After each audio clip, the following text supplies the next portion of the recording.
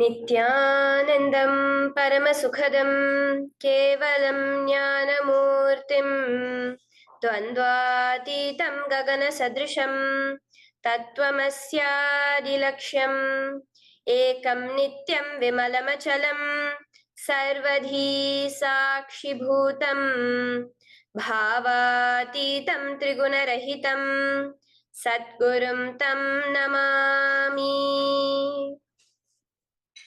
Welcome to Nityananda Yoga, where we transcend the limits of conventional practice and dive deep into the source of our being, drawing from the original source of yoga itself. Today, we're embarking on a journey of a simple 308 asanas, the Dvitiya Vinyasa Krama. But it's not just about contorting the body or mastering complex postures. It is about connecting in oneness with the cosmos. Your body will be like wax, moldable and pliable. Today, as we embark on this journey, shed the notion of limitations. Forget the boundaries imposed by your bone and flesh. Instead, recognize yourself as the very source material of the cosmos, the consciousness from where we all come from. With each movement, you will not just be stretching muscles, you will be reaching into the depths of your consciousness. Visualize yourself as a sculptor, crafting your form with intention and precision. Want to grow 4 inches taller by the end of this session? Believe it, for your body is a wax waiting to be molded as per your intention. There is only one enemy towards this that we have built within each one of us, that is the parasites of negativity. Every muscle you have built in the moment of anger, of anxiety, of pain, of incompletion becomes the boundary of your consciousness. Today, we embark on a journey to detoxify ourselves, make us experience our original nature as divine. So as we go through these 12 components, which is so unique to Nityananda Yoga, from the original source, the Vedas and Agamas, remember, you are not bound by limitations. You are the creator of your reality. Embrace your true nature. Let us sculpt our beings into an epitome of strength, flexibility, and bliss. Welcome to a transformative experience like no other, Nityananda Yoga. There are 12 different components that consist Nityananda Yoga. One is the asanas, which we traditionally know of. The various body postures revealed by Paramashiva to align the physical geometry of our body, the physical geography of our body, to the cosmic geometry, the cosmic geography. As Paramashiva says, sthiram sukham asanam, that body posture which is steady, comfortable, because it's in its original nature of Paramashivatva. The second are the pranayamas, the various systematic breathing techniques that Paramashiva has revealed for each one of us, that connect us to the higher dimensions of the cosmos and increase the life energy within us. The fourth are the bandhas, the different internal locks of the body. The third are the mudras, the various hand gestures and body movements to seal that life energy within ourselves. The very word mudra means seals. You will be able to seal the space of oneness within you with Paramashiva. The fourth are the bandhas, the various internal locks of the body to awaken the Kundalini Shakti, our latent potential energy, and make us conducive for the ultimate experience. The fifth are the karanas, the beautiful dance movements of the body, revealed by Paramashiva to put you in the space of ultimate bliss, and which engage all the different parts of your body. The next are the visualizations. As Swamiji says, the intention with which you move your body manifests as your reality. As you hold the visualization within you of the various gods and goddesses of Kailasa, of the various beings of this universe, you manifest the powers of those beings within you.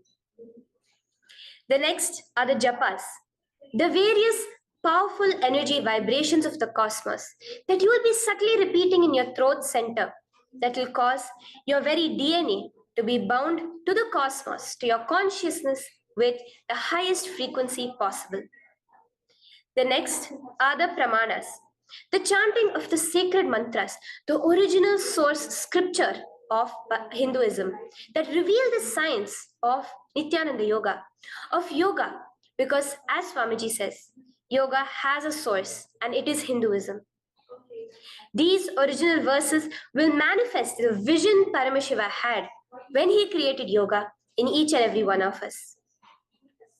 There are weights, which is an optional component, helps us to enhance our experience of Nityananda Yoga as revealed from the source scriptures of Hinduism. The next are the mandalas, the cosmic geometrical representation. The Shri Chakra, the Shri Yantra, which is the direct geometrical representation of the cosmos. When you keep that in front of you and gaze at it throughout your Nityananda Yoga, your body will fluidly just align itself to the cosmos. We have the Abharana, the Rudraksha, which we keep on our body, which acts as an energy battery, sucking in, storing the energy that we produce during this Nityananda Yoga and releasing it to us throughout the day to fuel our entire day with consciousness. The last but not the least are the Aushadas, the various sacred herbs that you can apply to, which can be infused with the thought current of Parameshwatva to manifest it within you. With this understanding, let us get right into the practice of Nityananda Yoga, which starts with invoking the presence of Paramashiva himself, the very being of Paramashiva, to witness our Nityananda Yoga today, with the chanting of the Shiva Mula Mantra.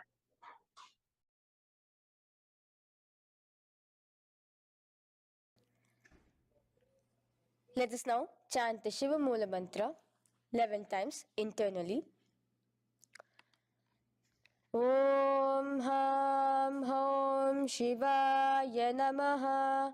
Om Ham Hom Shivaya Namaha. Om Ham Hom Shivaya Namaha. Om Ham Hom Shivaya Namaha. Om Ham Hom Shivaya Namaha. Om Ham Hom Shivaya Namaha.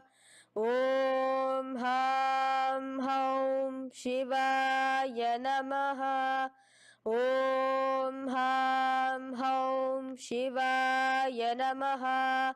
Om Ham Hom Shivaya Namaha. Om Ham Hom Shivaya Namaha. Om Ham Hom Shivaya Namaha. The next step of this ritual of yoga, as Swamiji reveals, yoga is a ritual, a methodology to connect yourself with the divine. As every ritual in Hinduism goes, we cleanse the three elements of our body, of the world, and of the ultimate with the Tattvachamanam.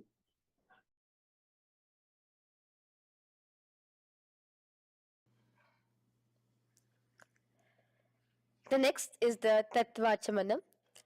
So now I request all the participants to have the Panchapatram and the Uddharani, the traditional cup and the spoon filled with some fresh water. Now,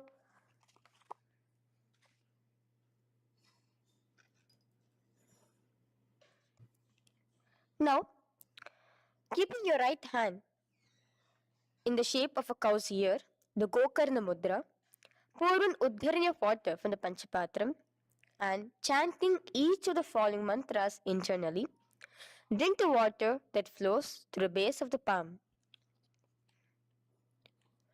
Om Atmatattvam Shodayami Svadha.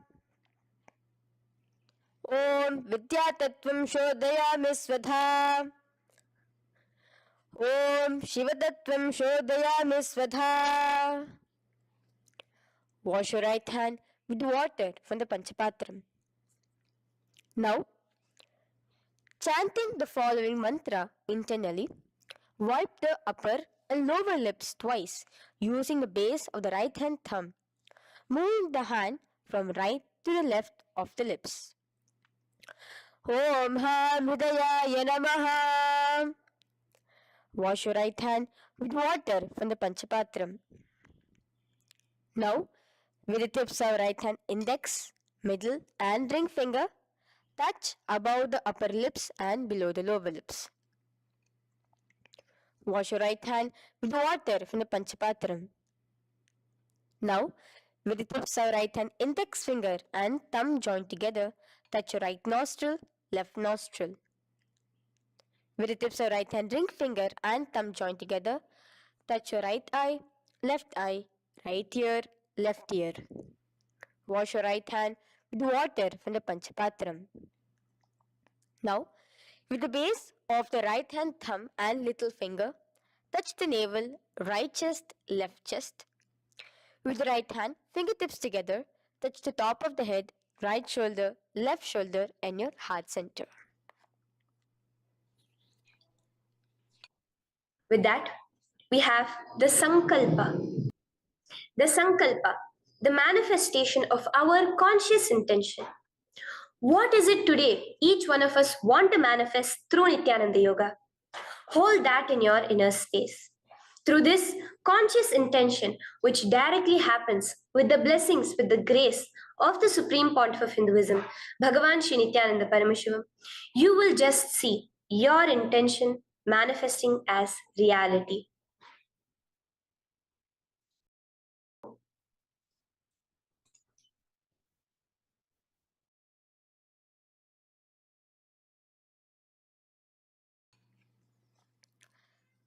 The next is the Sankalpa, the conscious resolution. So now I request all participants now to, with your right hand, cover your left palm, which is the Sankalpa Mudra, and keep both the hands on the right thigh. Continue to keep this mudra till the end of the Sankalpa. Om Mamopata Samasta Duritakshayaddvara Bhagavat Shri Nityananda Paramashiva Prityartham Shri Nityanandeshwari Paramashiva Shakti Sameta Shri Nityanandeshwara Paramashiva Prityartham Cha Shubhe Shobhane Muhurte Adha Brahmanaha द्वितीय पराधे श्री श्वेतवराह कल्पे वैवस्वतमन्वन्तरे अष्टाविंशतितमे नित्ययुगे प्रथमे पादे जम्बूद्वीपे भारतवर्षे भरतखण्डे मेरोः दक्षिणे पार्श्वे शखाब्दे अस्मिन् वर्तमाने व्यवहारिके प्रभवादीनां षष्ट्याः संवत्सराणां मध्ये शुभनाम संवत्सरे शुभायने शुभऋतौ शुभमासे शुभपक्षे शुभतिथौ शुभवासरयुक्तायां शुभनक्षत्र शुभयोग शुभकरण एवं गुणविशेषण विशिष्टायाम् अस्यां शुभदितौ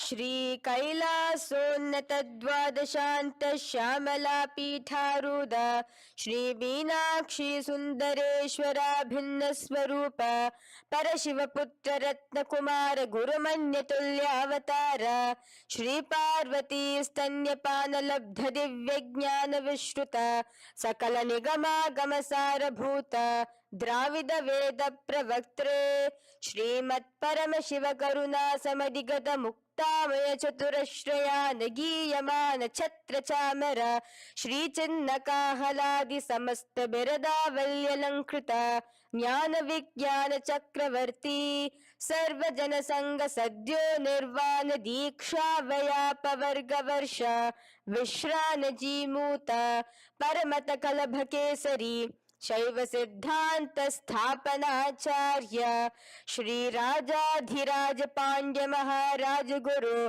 क्षपन शाक्यादि महांधकार निवारण ज्ञान भानो वीक्षणा नरहार ध्वजोच्छेदन पूर्वक श्रीमद वृषभध्वज स्थापक शैव समय कर्त्रे सर्वज्ञ पीठारूढ़ श्री जगद्गुरु श्री ज्ञान संबंध देशिक स्वामी वागीश सुंदर माणिक्य वाचक स्वामी नाम अवतार भूत श्री ज्ञान संबंध स्वामी पुनरुद्धृत श्यामला पीत सर्वज्ञ पीत त्रिनवद्युत्तर द्विशततम गुरु महासन्निधान अरुणगिरि योगीश्वर परंपरागत अरुणाचल सर्वज्ञ पीठ गुरु महासन्निधान कैलास परंपरागत कांची कैलास सर्वज्ञ पीठ त्रयस्त्रिंशदुत्तर द्विशततम गुरु महासन्निधान नित्योत्सव नित्य मंगल नित्य कल्याण नित्य रजित कैलास परंपरागत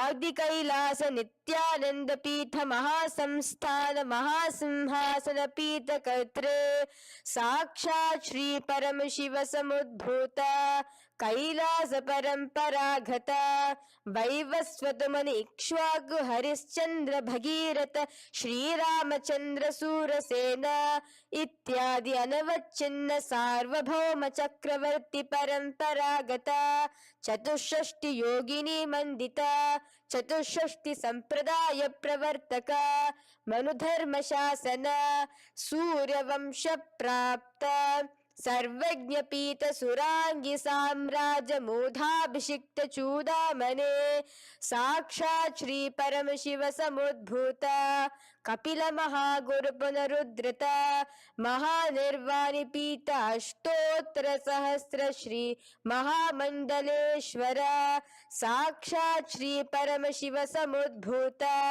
श्री महागणपति समारंभ अनवच्छिन्न पीताधीश्वर गुरु परंपरा प्राप्त अतल पीता अष्टोत्तर सहस्र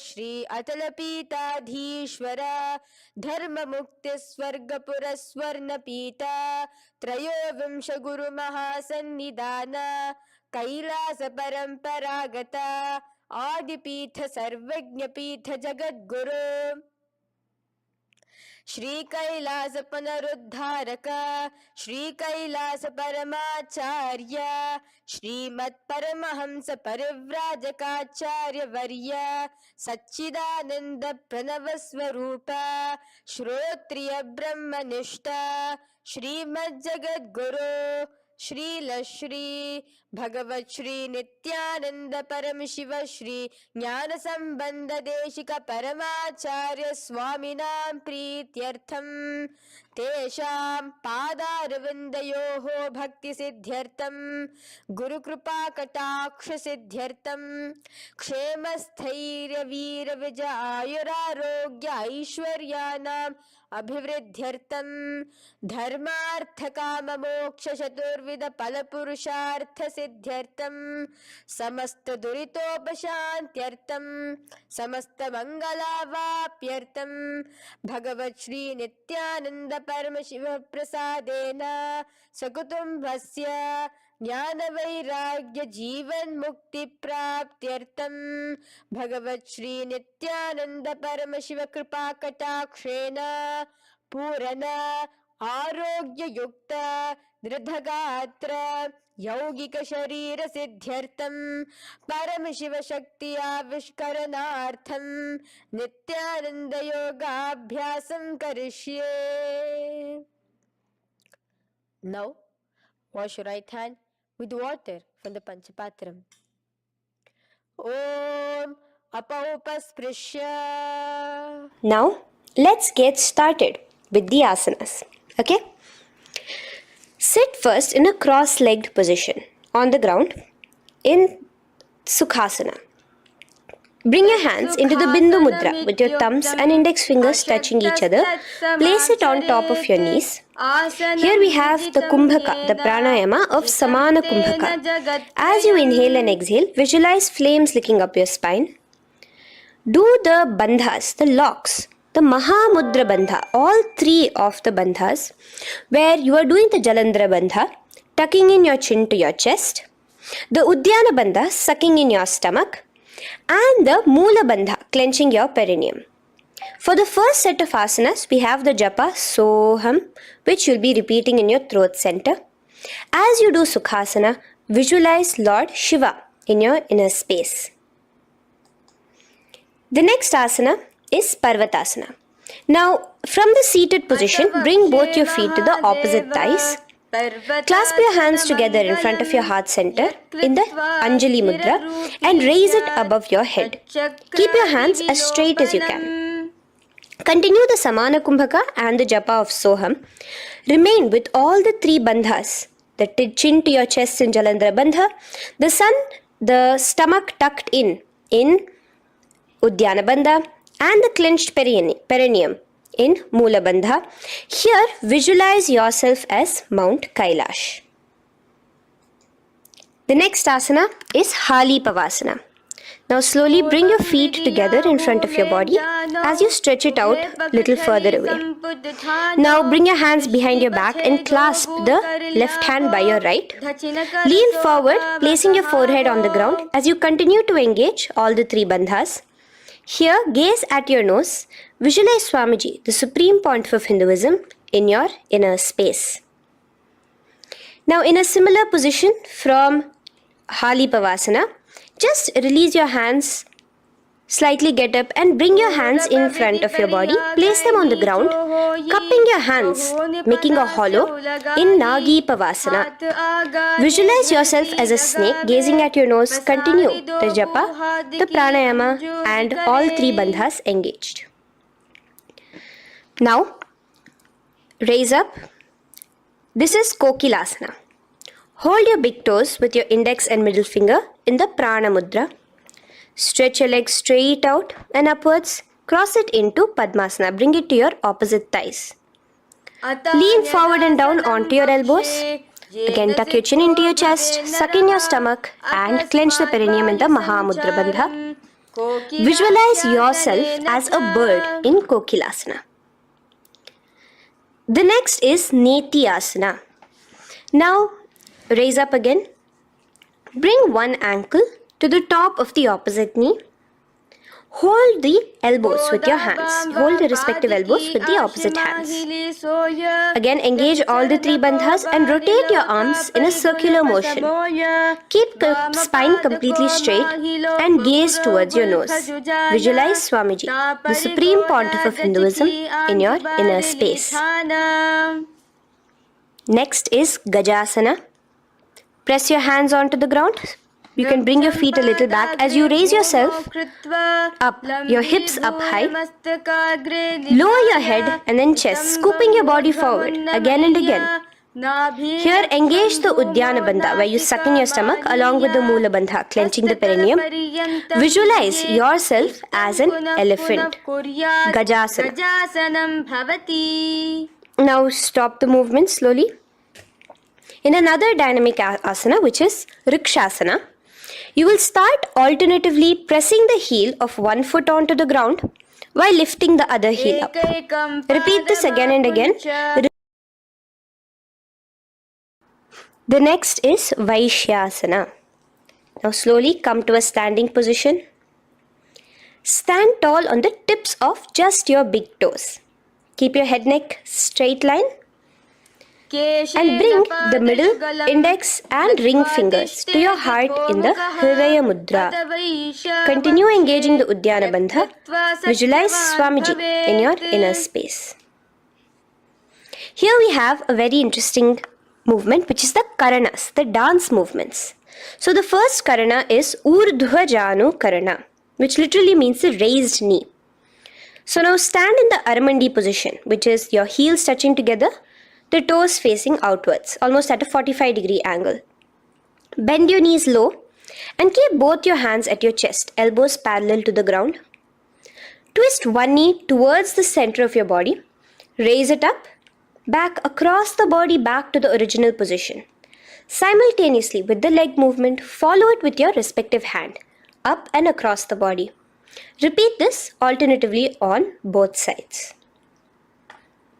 Now, in Balalingasana, come back to a standing position straight and interlace your fingers from outside in. This is the Sarva Vashankari Mudra. Hold on to your knee, pulling it up towards your chest. Pull it tight. Continue to keep your spine straight. Engage all the three bandhas, the Jalandhara Bandha, the Udyana Bandha and the Moola Bandha.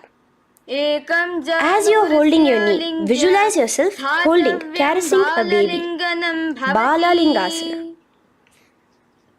The next asana is Pada Pidanasana. Now the same foot which is raised, clasp it with your hands and pull it behind towards your body, holding it with both your hands. Again, engage all the three bandhas, standing tall. Visualize Swamiji, the Supreme Pontiff of Hinduism, in your inner space.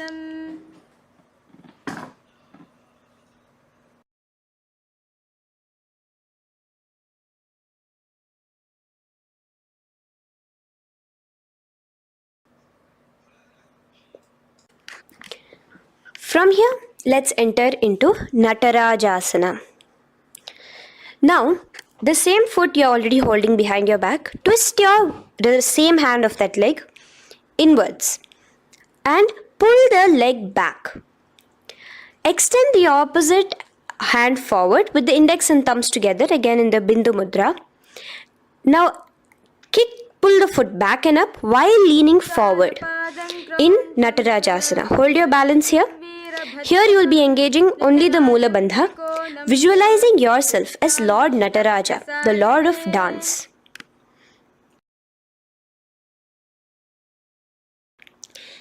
Now again let's repeat Balalingasana on the other side with the other leg. Pull it up towards your chest with the hands in the Sarva Vashankari Mudra. Engage all the three bandhas as you visualize yourself holding and caressing a baby. Now pull your foot back into Pada Pidanasana on the other side. Remain with all the three bandhas engaged. Visualize Swamiji in your inner space. And lean forward. Now, hands stretched in the Bindu Mudra into Natarajasana. Balance there as you visualize yourself as Lord Nataraja. Now, come back to a standing position. Release your leg. Gain your balance. As we enter into the Ardha Rechita Karana. Now again bring yourself to the Aramandi position, heels together, toes pointed outwards and knees bent. Now from this position, bring your right foot onto the tips of the toes behind the left heel. The heel should be up. Bring your left hand towards your chest, parallel to the ground again, and extend the right arm out and wide like a pendulum. Bring it back towards your chest. Now while your arm is swinging, remember to move your fingers one by one inwards towards the palm and then outwards. Now place the right hand over the nose. Uncross your ankles. Let's do this on the other side also. Cross the left ankle behind and stretch the left hand out like a pendulum.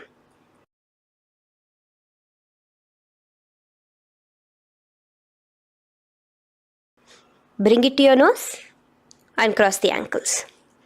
Now let us enter into the skeleton dance. It's a very powerful meditation. It cleanses the muscle memory. Any patterns which are there within your muscle memory can be completely wiped out through this skeleton dance. Just 2 simple steps. Now stand straight, visualize yourself as a skeleton. You can close your eyes. Just visualize yourself as pure bones. There are no muscles, no veins, no nerves, tissues, organs, nothing. Just bones, a skeleton form. And shake your body intensely. As a skeleton, you are moving yourself wildly, intensely. Just shake it all out. Move your hands, move your legs, your head. Let there be no bone in your body untouched. Just move it. Move wildly. Shake, shake.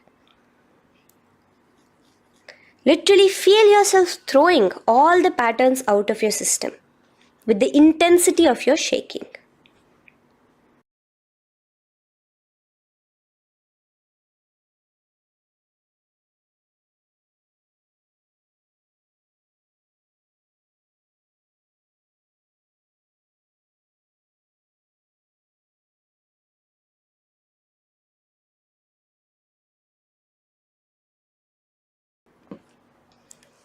Now slowly calm down. Take a few steps, gain your breath back. That's a powerful meditation we did. Let us do the next Karana. Again, come back to a standing position. Do the Aramandi. Your toes outwards, knees bent with your feet together. Now here, raise your hands above your head. Keep your palms completely straight and cross the wrists with the palms facing forward and the back of the hands outward. Now from the crossed wrists, uncross the wrists, spreading your arms out wide while you turn your hip towards the side. Turn by the waist sideways. Bring your hands back over the head and turn on the other side. Repeat this on the other side. Do it again. Let's twist out. Come back to the middle and twist out again. This is the Kati China Karana. Now stand tall. Raise your hands above your head. Bring yourself to the top of the tip of your toes. Let your hands face each other parallel to the ears. You're tall, pushing yourself, stretching yourself. Again, engage all the three bandhas. Tucking in your chin to the chest, sucking in your stomach and clenching your perineum. Visualize yourself as a palm tree. We have the japa changing over here where you will be repeating Shivoham in your throat center. Tadasana. Now, as we enter into Uttanasana, relax and lean forward, bringing your hands on by the ground next to your feet. Keep your palms flat on the ground. Try your best. Engage all the three bandhas. Remain with all the three bandhas engaged as you visualize Swamiji, the Supreme Pontiff of Hinduism himself, in your inner space. Now jump your feet back into Tarakshvasana, coming to a plank position. Keep your hands shoulder width apart. Be steady there. Chuck in your chin to your chest in the Jalandhara Bandha as well as engaging the Moola Bandha. Now rotate your head while in the Jalandhara Bandha from shoulder to shoulder, side to side. This is Tarakshvasana. Visualize Swamiji, the Supreme Pontiff of Hinduism, in your inner space. Yes. Now lay flat onto the ground in Bhujangasana. Lower your entire body down. Now point your toes backwards. Keep your hands by the side of your chest and push yourself off the ground. Remember to use the strength of your lower back to hold yourself up. Open your mouth wide. Inhale through the hollow of your throat and exhale through your nose. This is the Bhujangani Mudra. In Bhujangasana, you will visualize yourself as a cobra. Now come back into a plank position. So you can tuck in your toes and come back into a plank position. In Shashasana, alternate bringing one knee towards your chest, back and forth. So you'll bring one knee front, push it back and bring the other knee. Repeat this again and again. Do the Sahaja Kumbhaka. Simple breathing in, breathing out. Engage the Moola Bandha, clenching your perineum. Visualize Swamiji, the Supreme Pontiff of Hinduism. Okay. Now place your legs back into the plank position as we enter into Rathasana. Again, bring one foot between your hands and alternate jumping one foot back and bringing the other foot forward simultaneously. Again and again. Continue the Sahaja Kumbhaka and the Moola Bandha engaged as you visualize yourself as a chariot, a Ratha, in Rathasana. Now, into Veerabhadrasana. remain one leg in between your hands. So as you jump, one leg comes between your hands, stop in that position, one leg stretched back, and raise yourself up into a standing position. So the front foot will be pointing forwards and bent at a 90-degree angle. The knee will be bent at a 90-degree angle. The other leg, which is extended back, the foot will be pointed sideways at a 45-degree angle. Now raise your palms, hands up, parallel beside your ears. Do the Uddiyana Bandha along with the Mula Bandha, pulling in your stomach in. Gaze towards your third eye as you visualize yourself as Lord Veerabhadra. Now relax down, switch your legs around, and let us do Veerabhadrasana on the other side. Stretch your hands up, gaze towards your third eye, suck in your stomach in the Uddiyana Bandha, and visualize yourself as Lord Veerabhadra. Okay, bring your feet together now. Let us move into Vrikshasana. Now stand tall, gain your balance here slowly. Bring one foot towards the inner thigh. Bring your palms together, raise them up above your head in the Anjali Mudra. Keep your elbows as straight as you can. Again, continue the Uddiyana Bandha, sucking in your stomach. Gaze forward, hold your balance, visualize yourself as a tree, the stability of a tree in Vrikshasana. Now, slowly bring your hands down. Now the foot which is in your inner thigh, bring it towards the opposite, to the root of the opposite thigh. Bring your hands in the Namaskar Mudra in front of your heart center together and visualize yourself here as Lord Garuda, just engaging the Mula Bandha alone here. This is Garudasana. Now let us repeat Vrikshasana on the other side. Slowly put your foot down. Bring the other foot to the inner thigh. Raise your hands above your head. Suck in your stomach in the Uddiyana Bandha and visualize yourself as a tree. Let's repeat Garudasana on the other side. Slowly bring the foot to the opposite thigh and lower your hands to be in front of your heart center. Release the Uddiyana Bandha, just engaging the Mula Bandha, clenching your perineum. Visualize yourself as Lord Garuda, the eagle vehicle of Lord Mahavishnu. Okay, bring both your feet to the ground now and spread them far apart from each other. Now keep one leg toes pointing forward and the other set of toes pointing sideways. Straighten your arms out parallel towards the ground. Bring your front arm down towards the front foot, beside your foot, while the other arm extends towards the sky. Visualize yourself as a triangle in Trikonasana. Now raise up and let's repeat Trikonasana on the other side.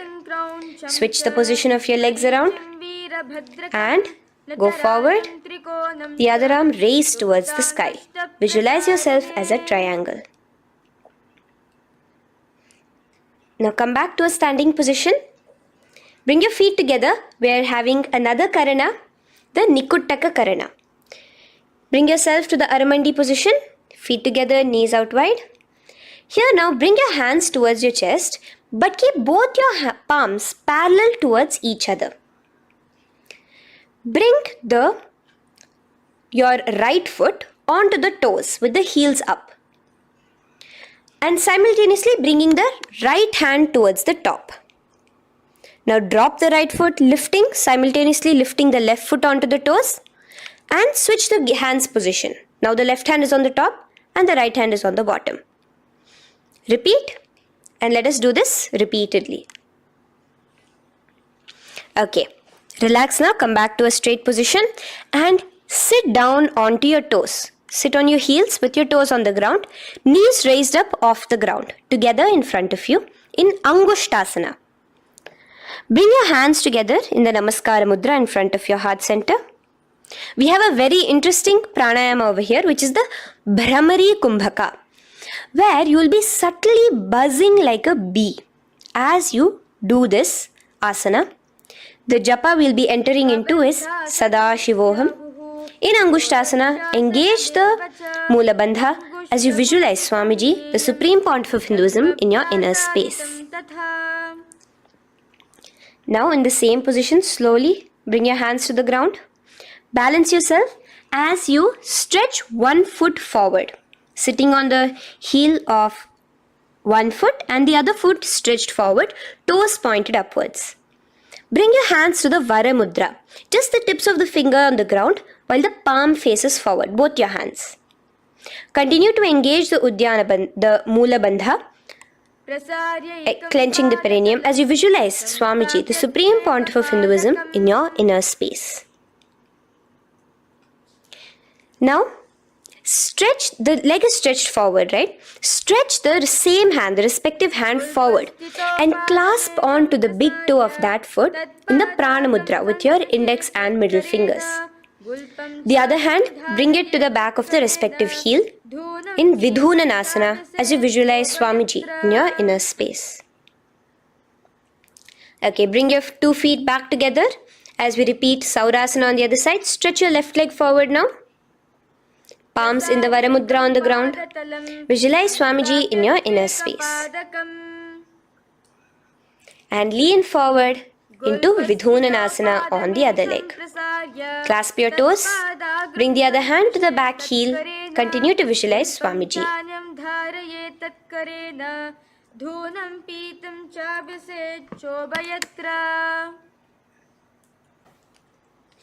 Now bring your 2 feet back together as you continue to sit on the heels, getting a nice toe workout here. Balance on your toes, bring your knees together in front of you. Now place your palms on top of the respective knees with the hands facing upwards, the palms facing upwards. Leave a slight gap between your palms and knees. As you gaze forward, engage the Jalandhara Bandha, tucking in your chin to your chest, and look between the gap between your hands. Brahma Jurankushasana. The next is Kapilasana. Now spread your knees wide and place them onto the ground. Keep your hands on the respective knees. Pull your stomach in and up in the Uddiyana Bandha. Gaze towards your nose as you visualize yourself as Maha Kapila Muni, the first man that ever started thinking. In the same position, just release that Uddiyana Bandha. Release the lock of the stomach, but continue to clench your perineum in Mula Bandha as you switch your gaze to your third eye. So from your nose, switch your gaze to the third eye. Visualize Swamiji, the Supreme Pontiff of Hinduism, in your inner space. Bhadra Gorakshasana. Next is Suryasana. Now, your toes are tucked. Just lift your knees off the ground, wide apart. Bring your hands together in the Padma Mudra with the little fingers and thumbs joined together. Engage the Uddiyana Bandha, suck in your stomach and raise your hands up tall above your head. Slightly lean back as you look towards the gap between your hands. Visualize Lord Surya in your inner space. Now relax, slowly bring your hands to the ground. Sit on top of your heels, the toes flat. Here, keep your hands on top of your knees and lift your tongue up against the roof of your mouth in the Manduki Mudra. Do the Sahaja Kumbhaka, simple breathing in and out. Engage the Mula Bandha, clenching your perineum. With the Japa Sadashivoham, repeating in your inner space, here you will visualize yourself as a frog in Mandukasana. Your tongue pressed against the upper palate. Is your frog-like tongue catching the nectar of immortality dripping from your Sahasrara Chakra? Gaze towards your third eye in Mandukasana. Now from here itself, moving into Uttana Mandukasana. Just bring your hands to the opposite shoulders, remaining in the same seated position. Continue with the Uddiyana Bandha engaged, gazing at your third eye. The Manduki Mudra, tongue pressed against the top of your palate, visualizing yourself as a frog in Uttana Mandukasana. Slowly bring your hands out from behind your back. Now slightly raise up and cross your ankles behind you. Sit on top of your crossed ankles. Keep your knees wide and your fingers spread on the top of your knees, both your hands. Open your mouth wide and stick out your tongue, exhaling forcefully. Gaze at the tip of your nose. Repeat this several times because you're visualizing yourself as a lion in Simhasana. The next asana is Bhadrasana. Now you can release yourself and uncross your ankles. Just keep your toes crossed behind you. Again, sit on top of your heels, keeping your knees wide apart. Cross your hands behind your back, hold on to the big toes in the Prana Mudra with your index and middle fingers. Apply the Jalandhara Bandha, tuck in your chin to your chest along with the Mula Bandha, sucking in your perineum. As you gaze towards your nose, here, resume the Brahmari Kumbhaka, buzzing like a bee subtly in your inner space as you visualize Swamiji, the Supreme Pontiff of Hinduism, in your inner space. Now, bring your hands out from behind you. As you bring yourself to a squatting position. Keep your feet flat onto the ground as close together as possible, but your knees opened wide.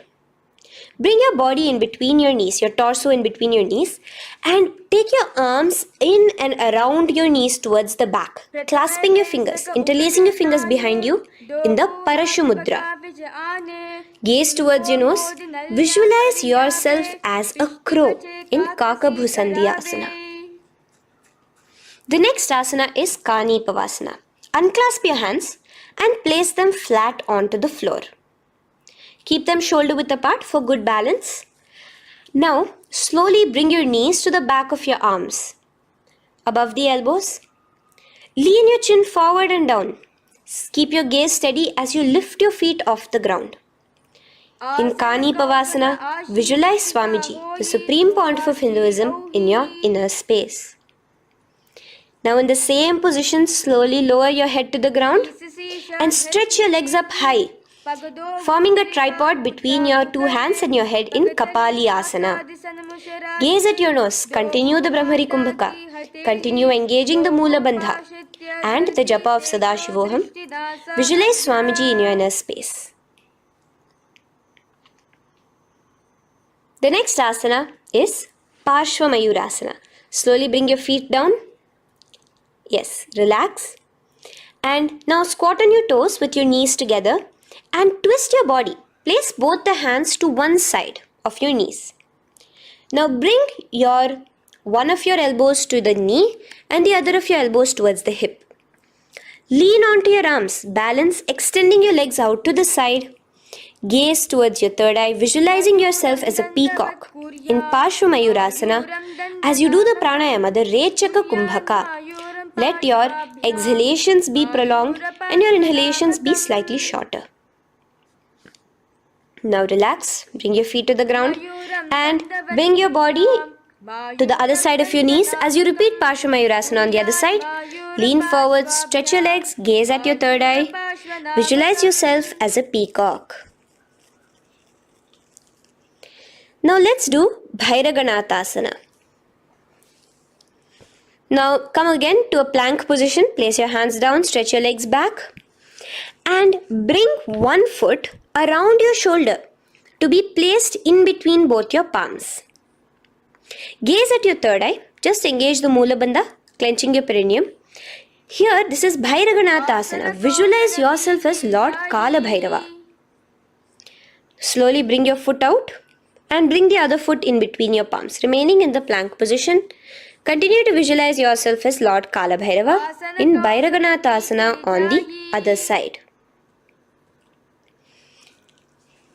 The next asana is Unmukha Pithasana. Now from the same plank position, bring your forearms onto the ground. Be steady as you walk your feet closer towards yourself, forming like a slight mountain. In Unmukha Pithasana, gaze at your third eye. Continue the Rechaka Kumbhaka. Visualize Swamiji in your inner space. The next asana is Vashishthasana. Now, just raise yourself onto one of your hands. So, release your forearms off the ground and raise yourself onto your right arm. And keep your body completely parallel to the ground as you raise your left arm straight above your head. Visualize yourself as Rishi Vashishta as you do the Vashishthasana. Gaze towards the hand on the top. Now slowly bring that hand down. As you switch the hands, bringing your right hand up towards the sky. Balance there, completely straight on your toes. As you visualize yourself as Rishi Vashishta, the Guru of Bhagavan Sri Rama. Now, bring your feet forward into Anjani Asana. So here you will be sitting on your hips with your legs pointed forward and sit on top of your hands. So keep your palms facing upwards and sit on both your palms as you tuck your elbows into your body. Do the Rechaka Kumbhaka, continue the Rechaka Kumbhaka. Engage the Jalandhara Bandha, tucking in your chin to your chest, gaze at your nose, visualize yourself as Lord Hanuman in Anjani Asana. Now, slowly release your hands from under your body as you lean forward into Paschimottanasana. Clasp your respective toes with your index and middle finger. Lean forward and down, bring your elbows to the ground, your forehead towards your knees. Engage all the three bandhas, the Mahamudra Bandha. As you visualize Swamiji, the Supreme Pontiff of Hinduism in your inner space, with a new japa, Mahasadashivoham, starting here.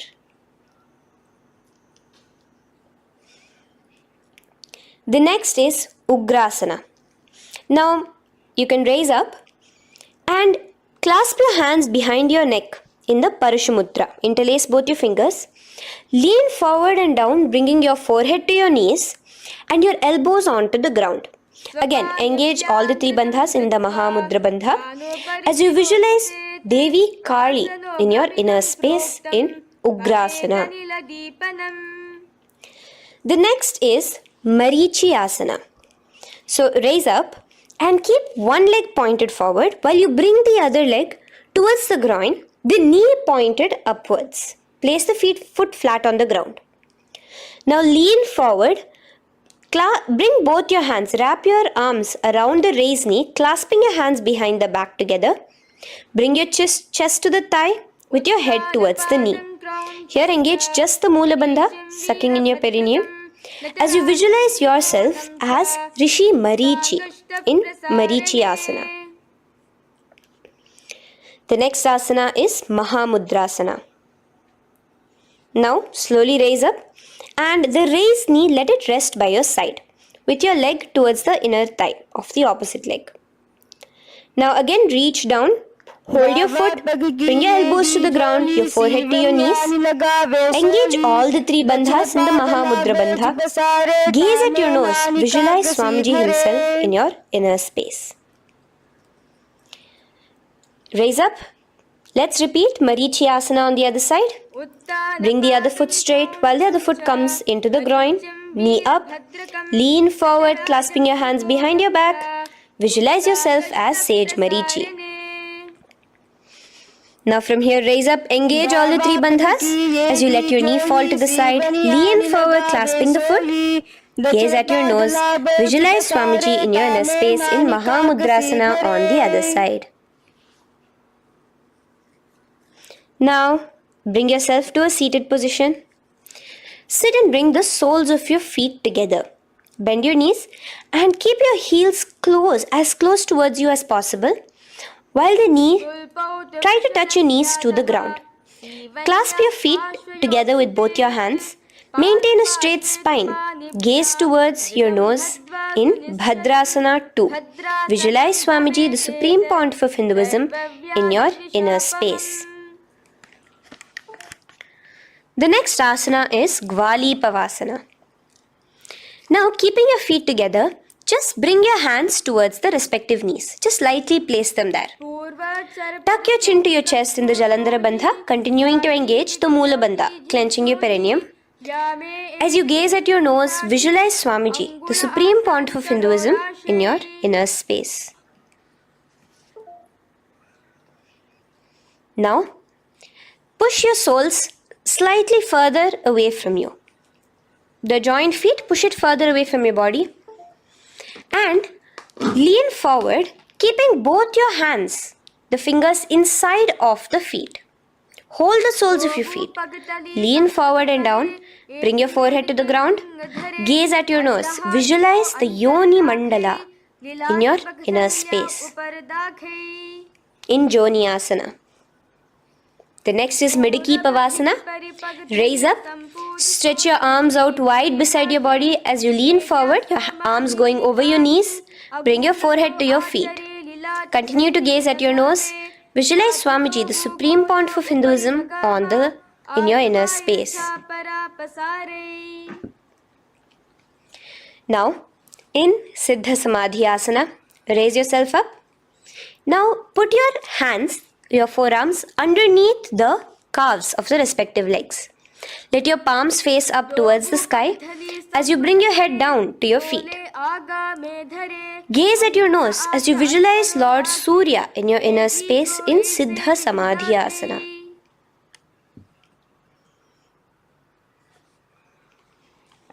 The next asana is Chiniki Pavasana. Raise up now.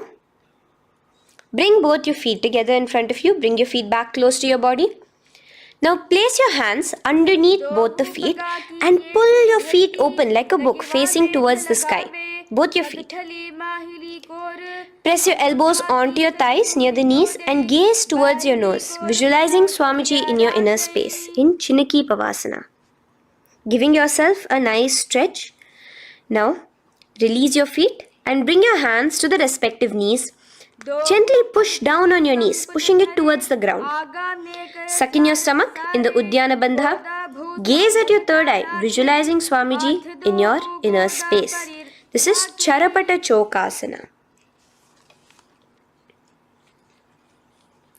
The next asana is Bhairavasana. Now continuing to remain with your feet together, you can use the help of your hands to bring your toes onto the ground with your heels pointed upwards. Just push yourself and try to do it. Continue to remain with the Uddiyana Bandha engaged, your stomach sucked in. Bring your hands to the Bindu Mudra with the index and thumbs together on top of the knees. Gaze at your third eye. Visualize yourself as Lord Kala Bhairava in Bhairavasana. The next asana is Samanasana. So slowly you can bring your feet out from underneath. Take now one foot towards your chest, holding with both your hands as the other foot rests by the perineum. Pull the sole onto your chest. Gaze at your third eye. Visualize yourself holding the breath in the Mooladhara Chakra, the Chaturdala, the 4-petal lotus of your body. Gaze at your third eye. Visualize Swamiji, the Supreme Pontiff of Hinduism, in your inner space in Samanasana. From here, let's move into Apanasana. Now, the foot that you have towards your chest, just bring it over your shoulder and place both your palms onto the ground beside you. As you lift the leg by your perineum, stretch it out and lift it up high into the sky in Apanasana. Gaze at your third eye, visualizing Swamiji in your inner space. Let's repeat Samanasana on the other side. Bring your foot down. Clasp the other foot towards your chest. Gaze at your third eye, visualizing Swamiji in your inner space. And bring the foot onto your shoulder as we repeat Apanasana on the other side. Stretch your leg out straight in front of you, up high towards the sky, gazing at the third eye, visualizing Swamiji in your inner space. Okay, relax slowly. Let's move into Gomukhasana. Now, sitting in a seated position, cross one leg over the other, like over, and align the knees together at the center of your body and the feet by the opposite hips. Place both your hands on top of the stacked knees. Gaze at your nose. Here we have a beautiful pranayama, very cooling pranayama, which is the Sheetkari pranayama, where you will be inhaling through your clenched teeth with your tongue pressed against behind your teeth and exhaling through your nose, creating a hissing sound. The japa will be for the next sequence of asanas, Om Nityanandoham. Visualize the face of a cow in Gomukhasana. Now keep your knees crossed. From the knees, bring your hands towards the respective toes on the side of the body. Clasp the big toe in Pranamudra. Suck in your stomach in the Udyana Bandha. Visualize yourself as Rishika Anasuya in Anasuyasana. Now in Anusuyasana 2, just bring your hands behind your back, clasped together, interlaced fingers in the Parashamudra. Lean forward and down. Try to bring your nose to touch the ground in front of you. Just visualize yourself as Rishika Anasuya and gaze at your nose. Anusuyasana 2. Raise yourself up now. Now bring one foot towards the perineum, knee resting on the ground. Raise your other foot with the foot in front of the lying down foot, knees pointed upwards towards your chest. Place your hands on the respective knees. Keep your spine tall, chest out. Gaze at your nose. Visualize yourself as Lord Garuda, the eagle vehicle of Bhagavan Mahavishnu. Garudasana 2. From here, moving into Naradasana.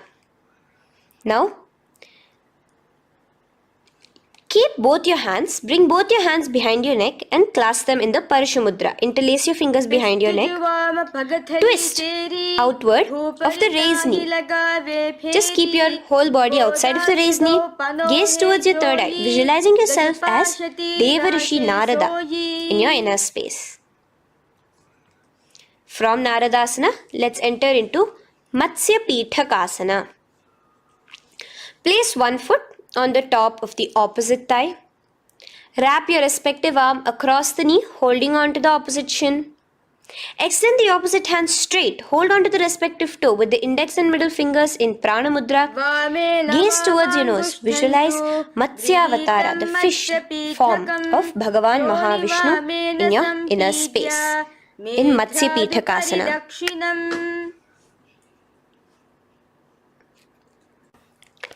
From there, let's repeat the Gomukhasana and the rest of the asanas on the other side too.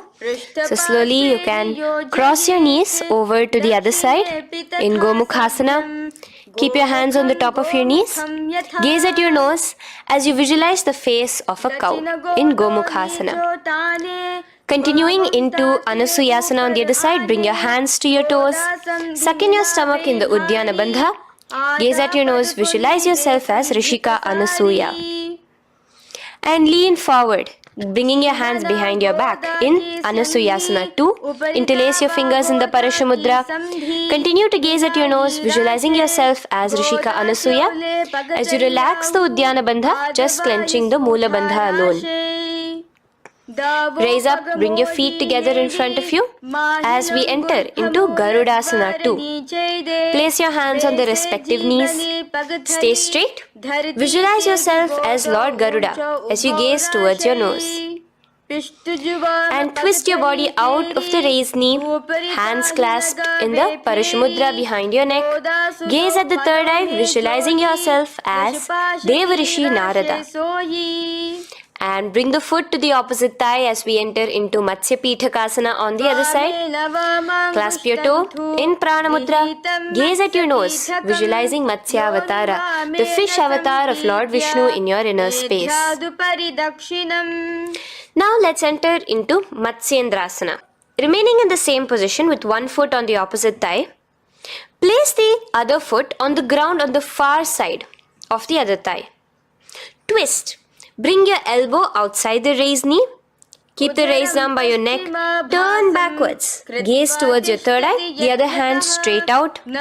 Visualize Matsyendranatha, the great Rishi and master of Hatha Yoga in your inner space. Just switch your hands around. Straighten the hand that was originally bent and bend the other hand towards your neck. As we enter into Kubhasana, visualize yourself as a camel. Continue to gaze at your third eye.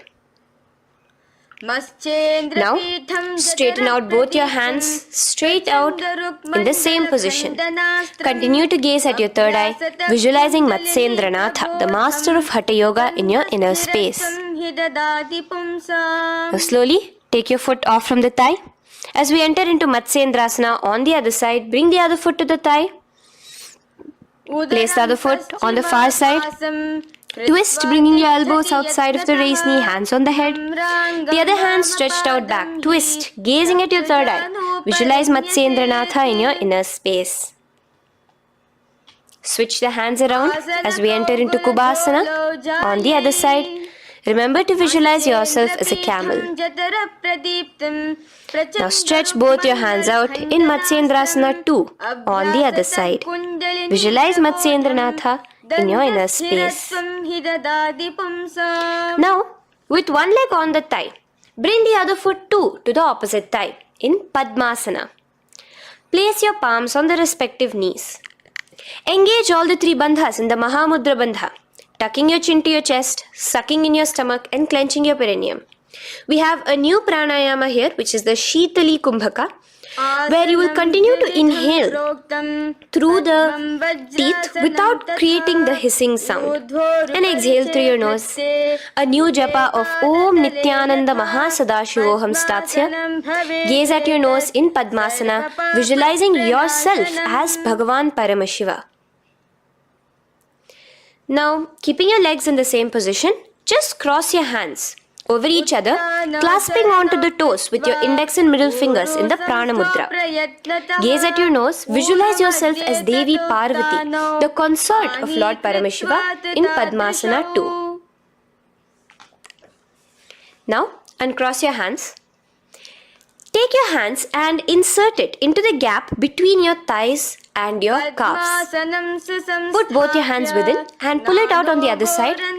As you balance on your hands, lifting your whole body off the ground, visualize yourself as a rooster in Kukkutasana. Now relax. Take your hands out from inside your feet as we enter into Baddha Keki Asana. Place your hand onto the ground as you raise up on your knees. Place your palms on the ground, fingers pointing towards the legs. Now keep your elbows together, pressed against your navel. Slowly lean forward, balancing, and extend your knees off the ground, visualizing Swamiji in your inner space. In the same position, stretch your legs out behind you. In Mayurasana, visualize yourself as a peacock. Hold your balance. Relax now. Yes, relax flat onto the ground into Makarasana. Lay down completely flat. Keep your feet pointing outwards, far away from each other. Place your forehead on the mat. Interlace your fingers behind your neck in the Parashumudra. Just relax, visualizing yourself as a crocodile as we go back to the Sahaja Kumbhaka, the simple breathing in, breathing out. Just keep the Moola Bandha alone engaged.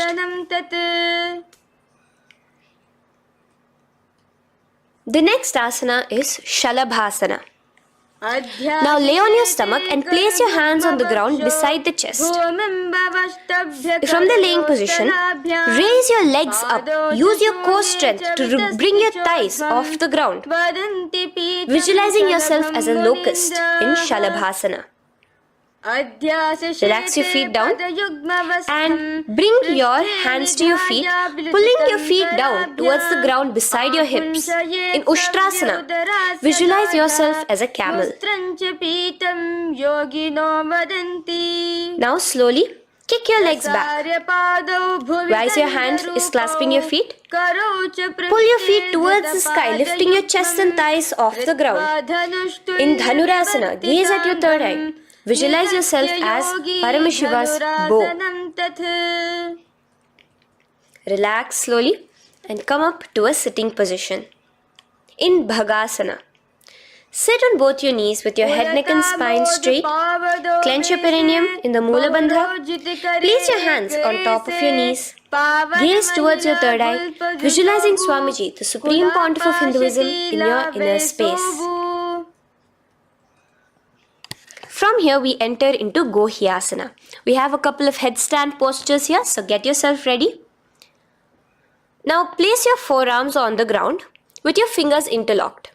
Ensure your elbows are at shoulder width for the best balance. Place the top of your head on the ground, holding your head with your hands. Slowly walk your toes forward until your hips are in a straight line with your shoulders, and just kick your feet up slightly, Make sure not to lose your balance. Keep your knees bent together at your chest. Toes pointed upwards. Gaze to your nose, visualizing Swamiji in your inner space. From here, stretch your legs out into Shirasasana, continuing to hold the balance there as you continue to gaze at your nose, visualizing Swamiji in your inner space. Bring your feet to the ground, relax slowly.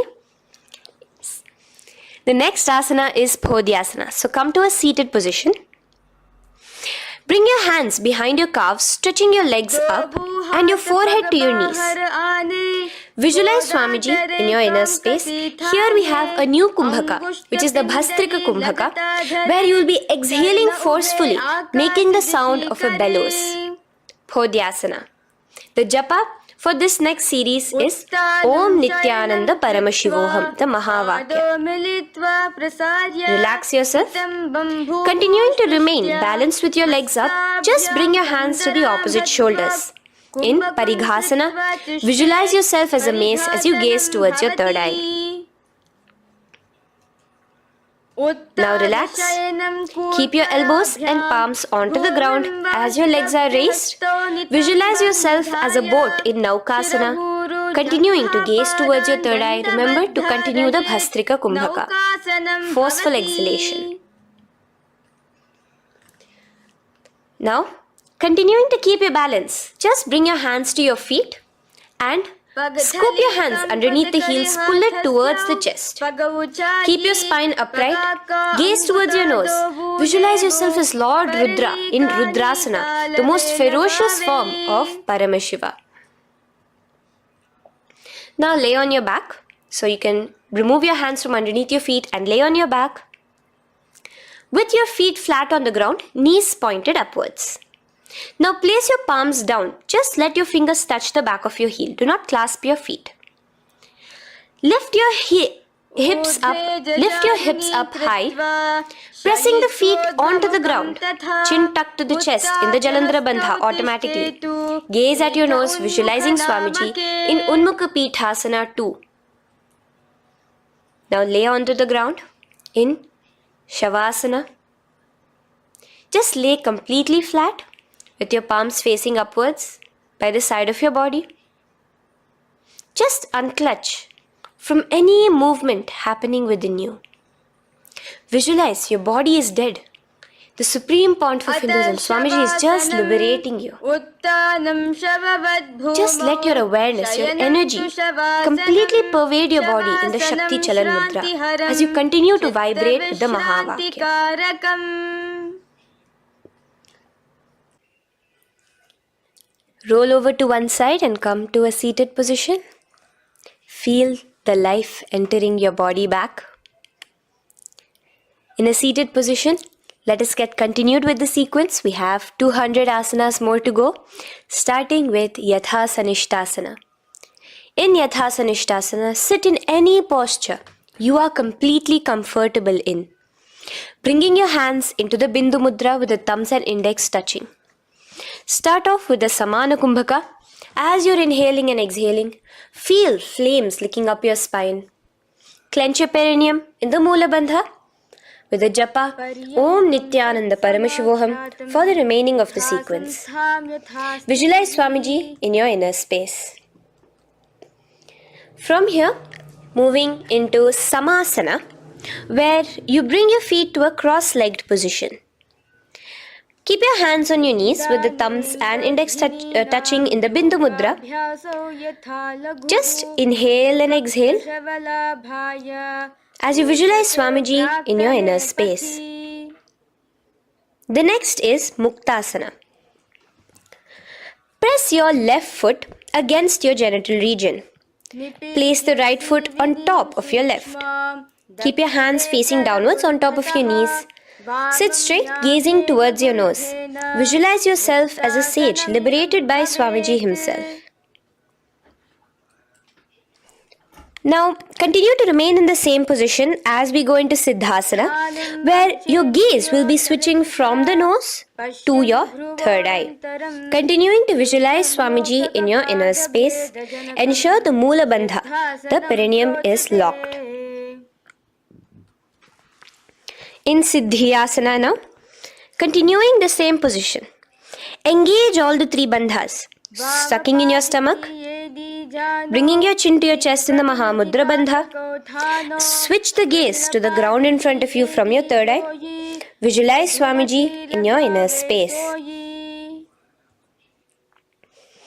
Now, relax the Udyana Bandha and Jalandhara Bandha. Just keep the Moola Bandha, the perineum alone clenched, as we enter Rudrasana 2, where your legs will remain in the same position, just your hands alone, from resting on your knees, will turn around to the Bindu Mudra, the thumbs and index touching. Gaze towards the third eye, visualize yourself as Lord Rudra, the fierce dimension of Paramashiva. The next is Santadhunasana. Keep your hands in the Bindu Mudra, your legs crossed in the same position. As you switch your gaze from your third eye to your nose, visualizing Swamiji, his tranquility, unshakable nature. Now, relax the Bindu Mudra, keep your legs in the same position, and bring your hands to your navel, cupping one palm over the other in the Samputa Mudra. It looks sort of like a lotus bud. Continue to visualize Swamiji in your inner space in Siddhasana 2. The next asana is Bandha Yoni Asana. Maintaining one heel over the other in the same position of the legs, bring your hands to your face in the Shanmukhi Mudra. So just listen carefully now. Bring your little fingers beneath the bottom lip of both hands. Your ring fingers above your upper lip. Your middle fingers closing your nose, your nostrils. Your index finger covering your eyes. And your thumbs pressed into your ears. This is Bandha Yoni Asana, visualizing Swamiji in your inner space.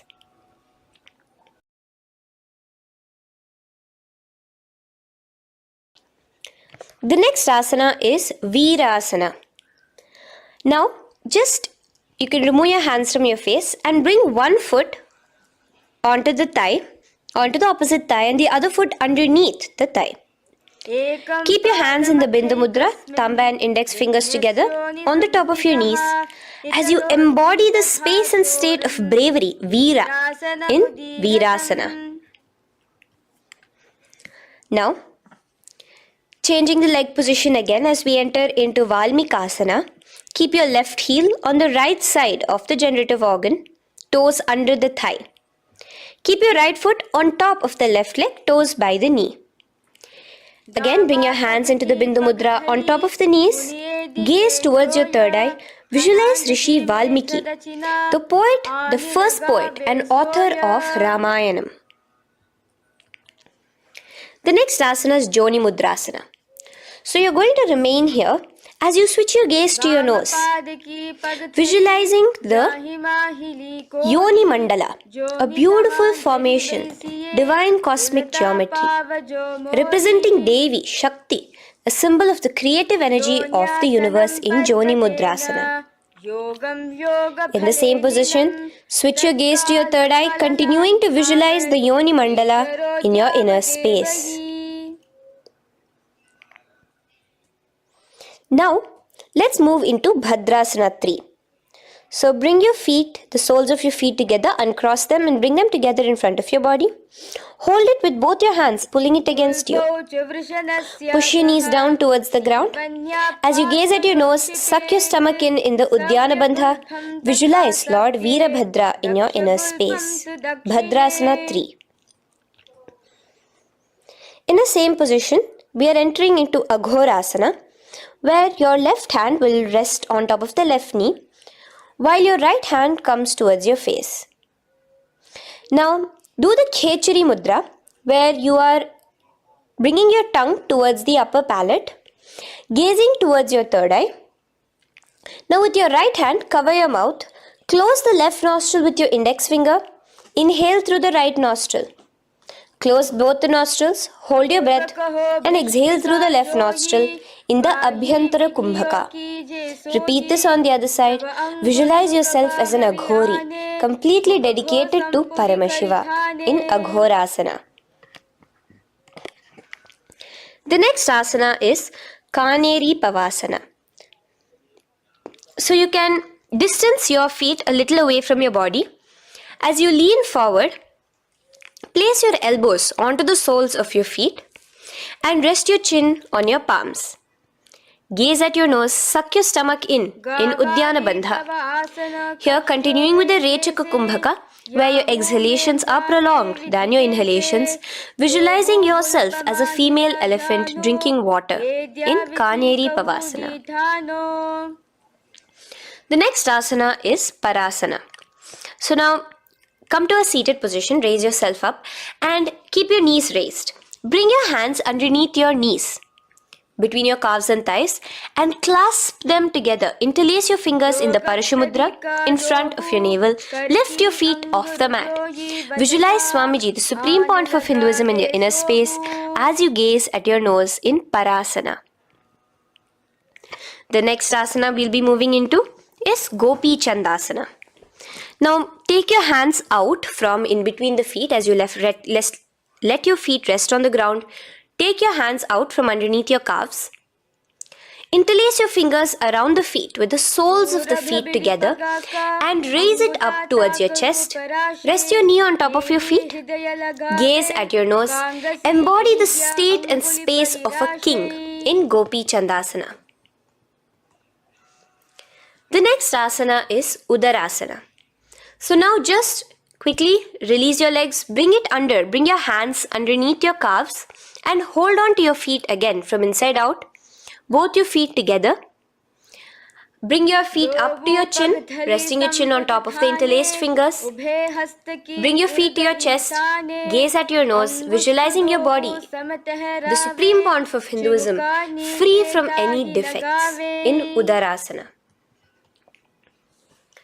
Now, in the same position, just lift your legs up towards your head. Let the top of your hands come towards the top of your head, your forehead. And this is Vishishtasana. Visualize yourself excelling in everything in this posture. Now, slowly relax. Keep your hands underneath your shins as you take your hands up to the shoulder, pulling your hand and interlacing your fingers behind your neck. In Bhujasana, visualize yourself as a cobra. The next asana is Kalyanasana. So in the same seated posture, bring your hands around from behind your neck, remove them and put them around your back, interlacing the fingers behind you. Gaze at your nose.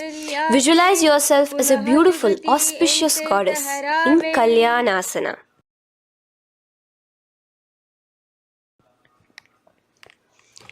The next posture is Sankatasana. So now, uncross your hands from behind you. Release yourself completely onto the ground. Place your left knee on the mat and the left foot flat. Sit on top of your left foot, knee pointed forward. Raise your right leg on top of the left, bringing the right heel to the left hip. Place your hands on the opposite knees. Here, do the Ujjayi Pranayama. As you inhale and exhale, make the sound of an ocean. Visualize yourself as a swan, a beautiful swan in Sankatasana. The next is Dhenukasana. Just in the same position, slide your left heel to the left hip. Keep your right knee on top of the left. Place both your hands on your right thigh. Visualize a cow in your inner space as you suck your stomach in the Uddiyana Bandha, Dhenukasana. Now slowly uncross your legs as we move into Matsyendrasana. Place the right foot on the left thigh, the left foot on the right knee. Bring your left hand behind your back, hold the right thigh. Twist a little bit. Place your right hand on your left thigh. Twist your body, gaze towards your third eye, visualizing Swamiji in your inner space. The next asana, Matsyendrasana 2, just untwist your body. As you clasp the respective toes of both your feet with your hands, lean forward and down, bringing your forehead to the ground in front of your feet. Visualize Swamiji, the Supreme Pontiff of Hinduism, in your inner space. Raise up now. Keep your legs in the same position. We have the Guru Asana. Interlace your fingers together and place it over the topmost knee. Suck in your stomach in the Uddiyana Bandha, clench your perineum in the Moola Bandha, tuck your chin to your chest in the Jalandhara Bandha. As you engage all three bandhas, visualize Swamiji in your inner space. Let us now repeat Sankatasana on the other side. So, you can release your hands, your legs as you cross the other leg over. Visualizing yourself as a swan, remember to put your hands on the opposite knees. The next asana, Dhenukasana, repeating it on the other side. Slide your leg out, bring both your hands to the topmost knee.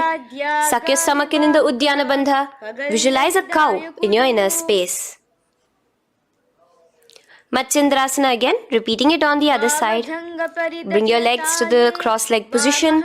Twist your body around as you gaze at your third eye, visualizing Swamiji in your inner space.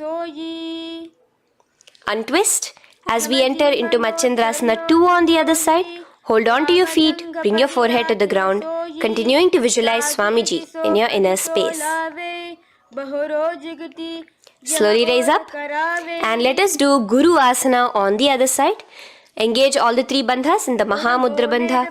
Interlace your fingers, place it on top of your knee. Continue to visualize Swamiji, the Supreme Pontiff of Hinduism, as we do Guru Asana. Now, slowly uncross your feet and place them flat on the ground, knees towards the chest in Pashasana. Keep your hands holding the opposite knees, thighs together, and keep your spine completely erect. Continue the Khechari Mudra, where your tongue is pressed against the roof of your mouth. As you gaze at your third eye, visualize Swamiji in your inner space. Continue the Ujjayi Kumbhaka. As you breathe in and out, make the sound like an ocean. Now in the same position, just bring your chin towards your knees in Bodha Shokasana. Lean forward, gazing at your nose, and visualize Swamiji, the abode of bliss in your inner space. Now raise up and bring your hands, uncross your hands, bring your hands underneath your knees, clasping the opposite elbows in Kurakatasana. Gaze at your nose, visualizing Swamiji in your inner space. Now, in the same position as Kurakatasana, just cross your ankles into Sumati Asana. Toes pointed upwards. Gaze at the nose. Visualize the great sage and Maharishi Sumati in your inner space. The next asana is Dandasana. Extend your feet out straight in front of you. Keep your arms straight above your head. Interlace the fingers from inside out. Let your wrists point outwards. Engage the Mahamudra Bandha, all the three bandhas. As you gaze at your nose in Dandasana, visualize Swamiji in your inner space. The next is Arambhasana. Now keeping your legs straight, release the Jalandhara Bandha and the Uddiyana Bandha, keeping your perineum clenched in Moola Bandha. Lean forward and down. Hold your big toes in the Prana Mudra with your index and middle fingers. Head to your knees. Do here the Nadi Shodhana Pranayama. Inhale through the left nostril, hold and exhale through the right. Visualize Swamiji in your inner space. The next is Bhidokasana. So, slightly raise your body up and bring your hands underneath your knees, extending your knees slightly up. Keep your heels a bit apart from each other and clasp your feet. Bring your shoulders down, wrapping your hands around your legs.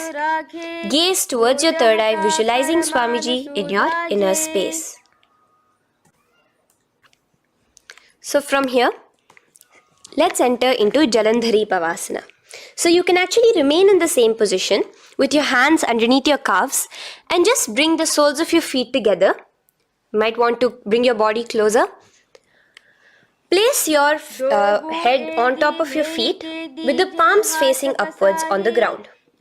Gaze at your nose. Visualize Swamiji in your inner space.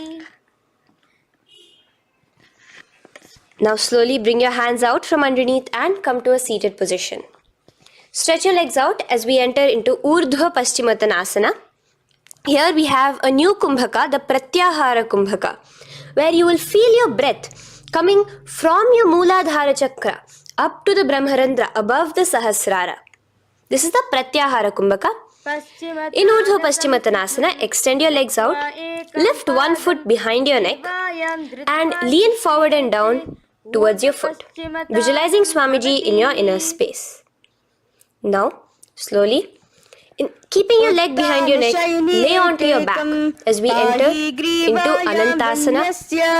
Hold the foot from the top with the opposite hand. Visualize yourself as infinite, endless, eternal. Gaze at your nose in Anantasana.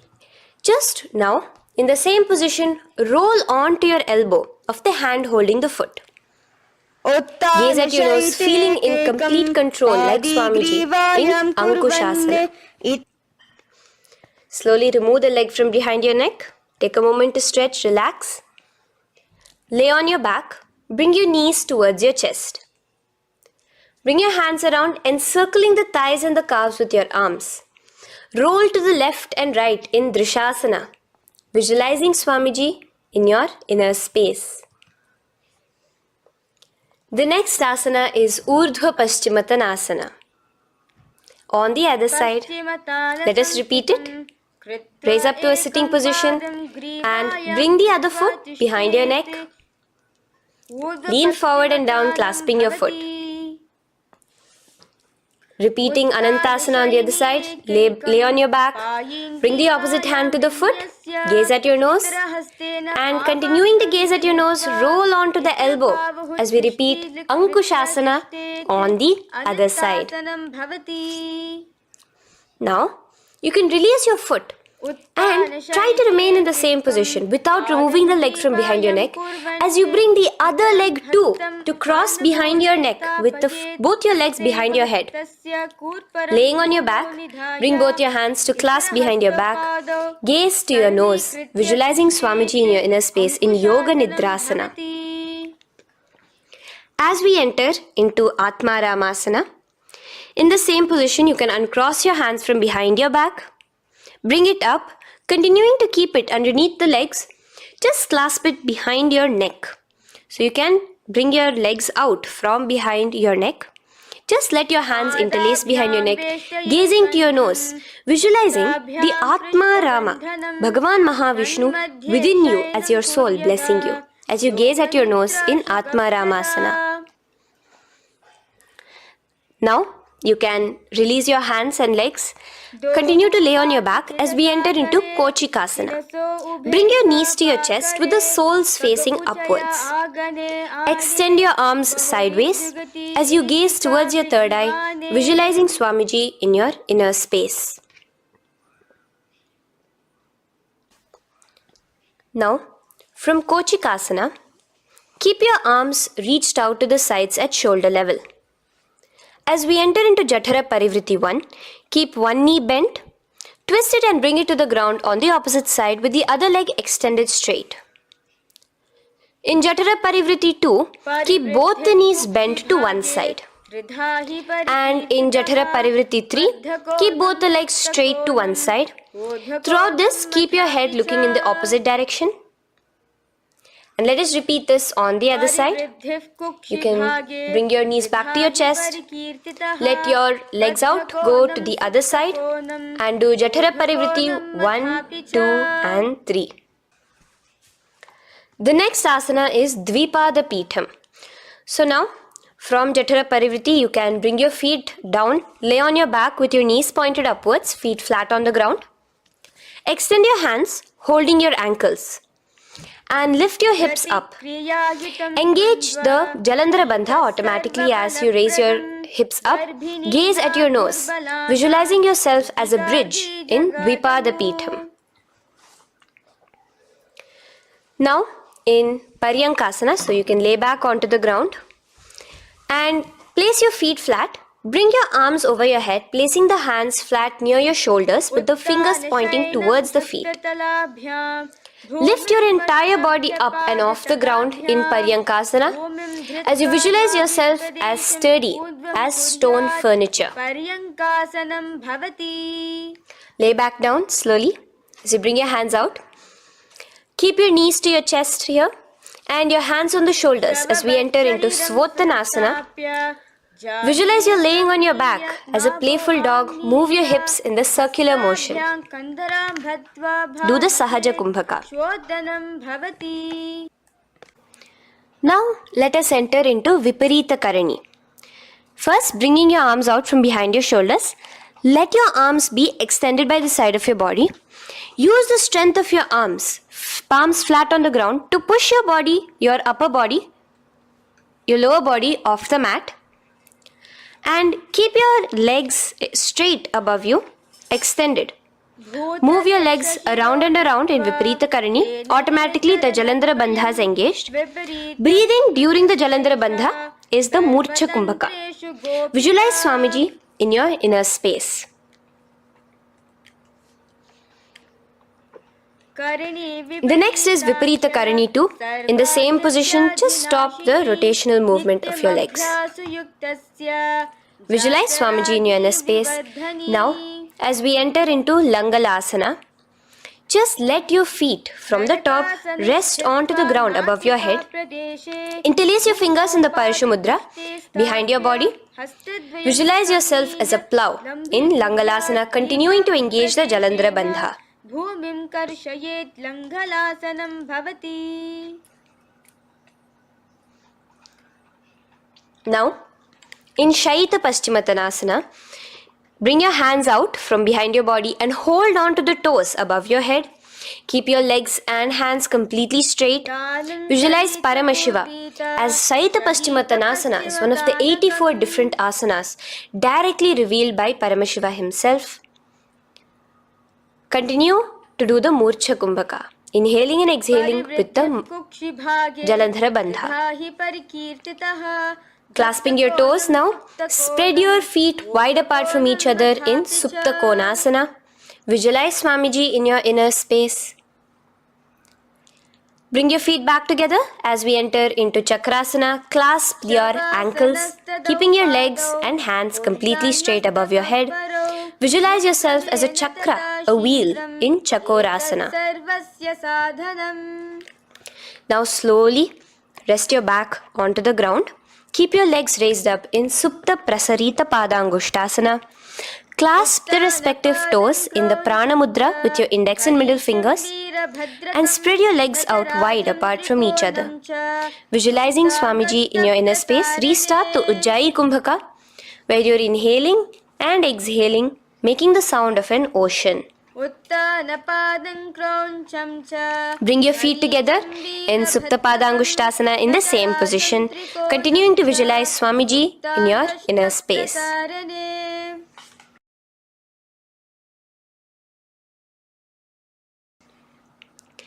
Now, bring your feet, release your feet and bring them into Padmasana. As you lay flat on your back in Matsyasana, hold the opposite elbows over your head, gazing at your nose.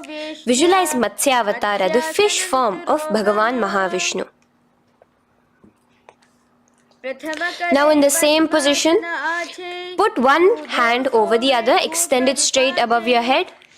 As you visualize Lord Rama in your inner space, continue to gaze at your nose. Now, slowly bring your hands to your hips as we enter into Sarvangasana. Lift your hips and legs up into the sky, crossing your legs in Padmasana. Let your hands support you, your elbows on the floor. Do the Jalandhara Bandha as you gaze at your nose in Sarvangasana. Now, bring your hips back onto the ground in Vrishchikasana. So, in the Padmasana, just remove one foot alone. Keep one foot on the opposite knee as you pull the knee towards your face. Let your hands stretch out above your head, hooking forward as you raise your upper back off the ground, visualizing yourself as a scorpion in Vrishchikasana, gazing at your third eye. Do the Jalandhara Bandha, tucking in your chin to the chest. Now just switch your legs around as we repeat Vrishchikasana on the other side. Continuing to visualize yourself as a scorpion, gaze at your third eye. The next asana is Vrishapada Kshepasana. So come now to a complete flat position on your mat. Come down to a complete lying down position and interlace your fingers around your neck. Now raise both your feet off the ground. Extend one leg straight and the other knee to the chest in a bicycle motion. Alternate between extending and raising the knee again and again, bringing your opposite elbows to the respective knees. Visualize Swamiji in your inner space. Breathe in and out in the Sahaja. From Vrishapada Kshepasana, now lay flat onto the ground with your hands by your side as we enter into Marottanasana, where you will be lifting your legs one by one, touching the ears with your knees. Visualize Swamiji in your inner space. The next asana is Vrikasana. Now what you'll be doing is laying on your back. Bring the soles of your feet flat onto the ground. Stand up completely and lay back down. Visualize yourself as a wolf in Vrikasana.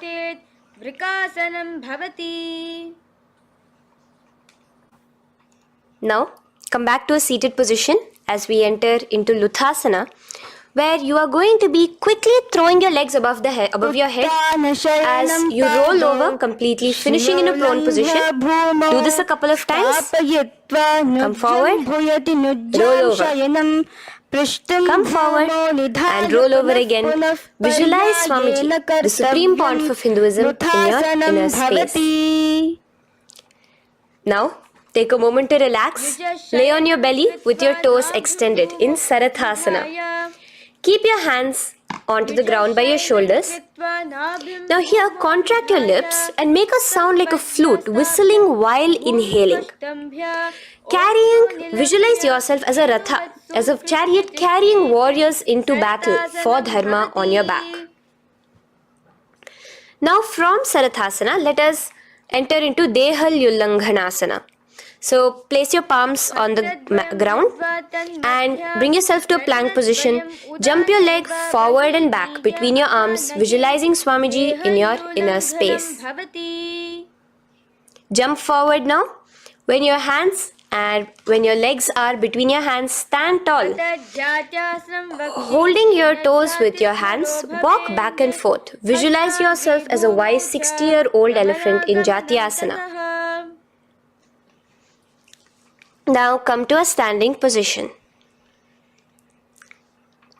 The next is a beautiful Karana, the Lolitika Karana. So keep your knees bent, feet pointing outwards again in the Aramandi position. Bend your elbows, keeping your hands at the chest level. Now swiftly move your arms across the body, bringing it back to the center and tilt your head back. Opening your chest up towards the sky, move your head in all the directions. Now stand back straight as we enter into Sarpasana. So stand erect like a rod with your arms by your side, hands touching the thighs.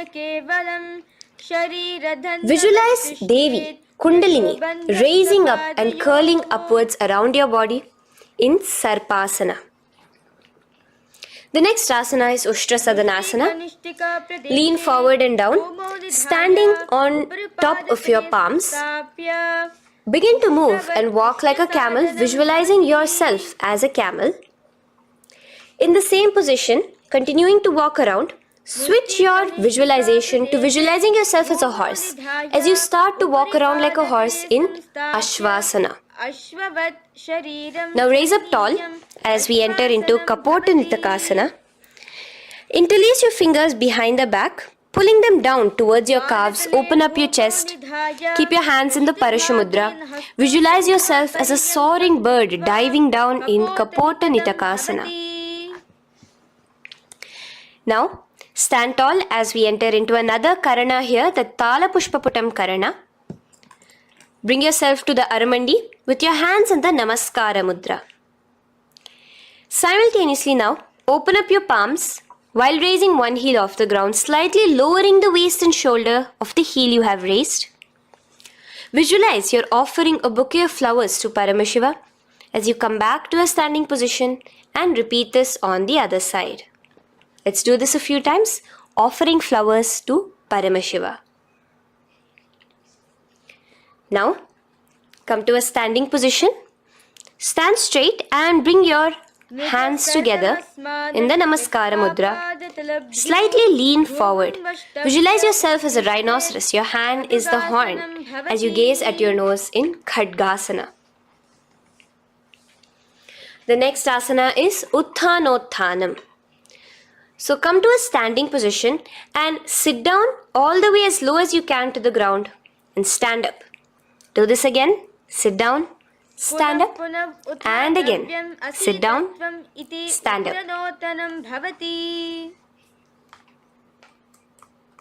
As you gaze at your nose throughout this. The next asana is Musalasana.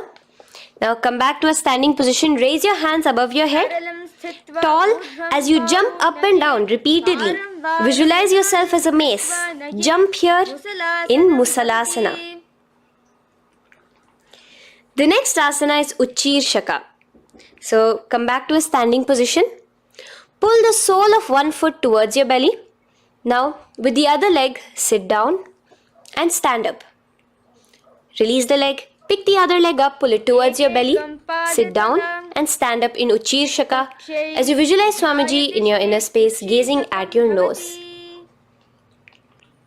The next is a Karana, which we will be entering into, the Parshvajanu Karana.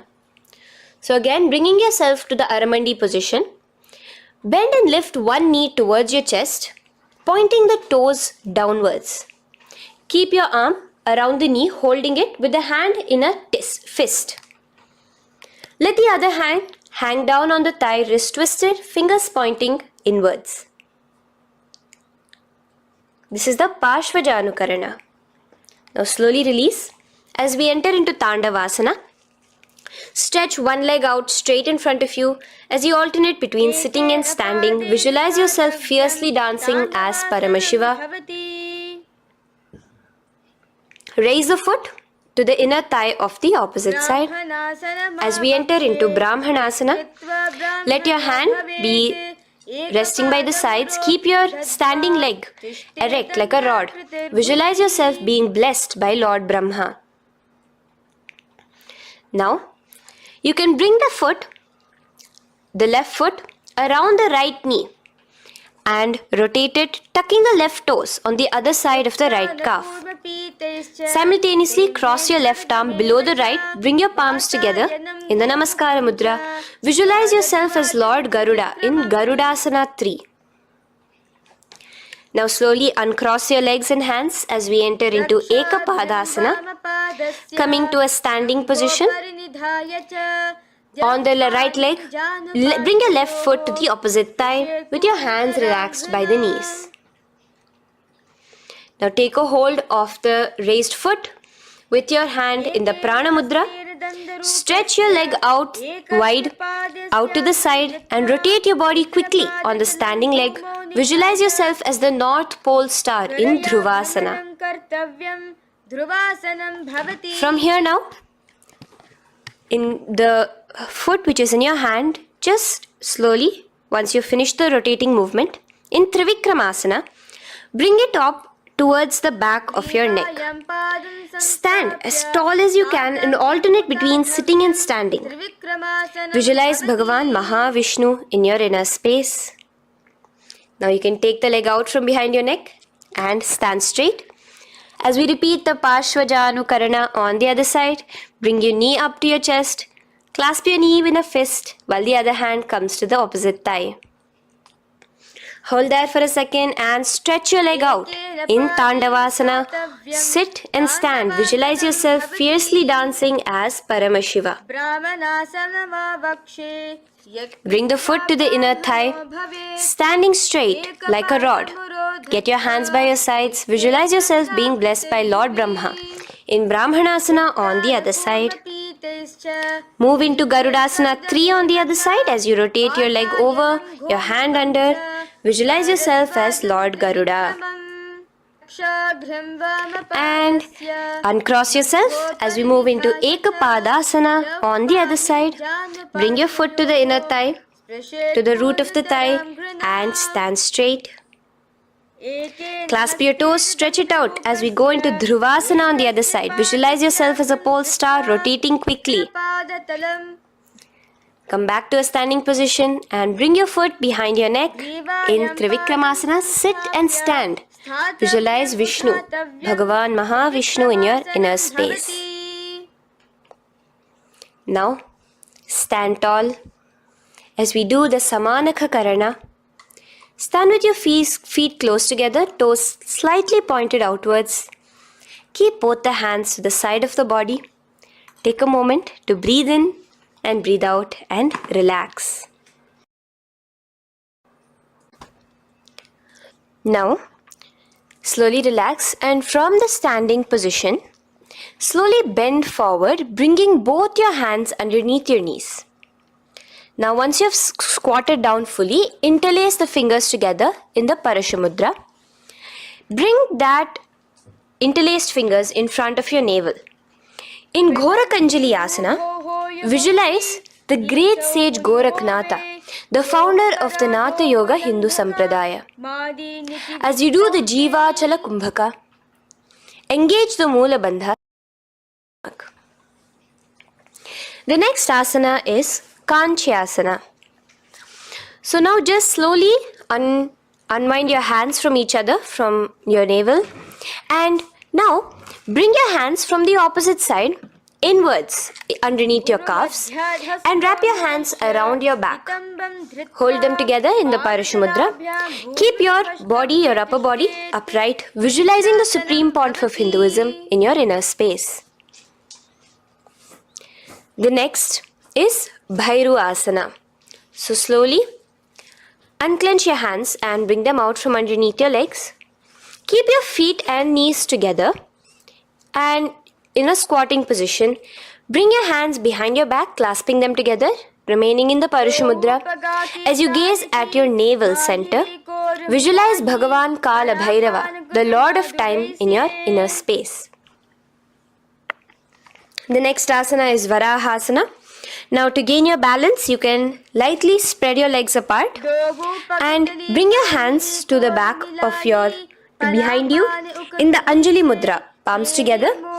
Visualize a boar, one of the 10 incarnations, the Varaha Avatara of Mahavishnu, gazing at your nose. Now slowly relax, bring your hands out from behind you as we move into Pripithasana. With your hands in the Prana Mudra, with your index and middle fingers, clasp the respective big toes and come to a half squatting position where your hips are at your knee level. Visualize Swamiji in your inner space as you do this asana, Pripithasana. Slowly let go of your feet and place your palms flat on the ground in front of you with the fingers wide for balance. We're going to be balancing here in Bakasana. Place your knees on the back of your arms. Focus your eyes on one spot as you raise your feet off the ground, balancing here. Visualize yourself as a crow. The next asana is Shushtanga Kapali Asana. So now come to a kneeling position. So from there itself, you can directly put your head onto the ground, or else come to a kneeling position and place your head onto the ground. Palms spread for support. Raise your body onto your head, bringing your legs into the Padmasana. Gaze at your nose. Visualize Swamiji himself in your inner space. Come down now, uncrossing your legs as you come down. Sit onto your knees, keeping the toes flat. Now, let your heels come outside of the hips. Keep your hands on your knees. In Guptasana, sit straight. Keep your gaze on your nose. Visualize you're sitting in the sacred secret seat with Paramashiva and your Guru, Swamiji himself. Now we are going to be kicking up into a handstand. So get ready, place your palms on the ground, fingers wide for support. Do take support of a wall if you need it. And lift your body up straight above your hands. Visualize you are a tree in Vrikshasana 2 with deep roots into the ground. Breathe in and breathe out slowly. In the same position, as we move into Shibhu Asana, switch your gaze to the third eye. Hold it there for a few seconds and relax. Bring your feet back to the ground. Now, lay flat onto the ground in a plank position and slowly lower your body towards the ground and push yourself up again.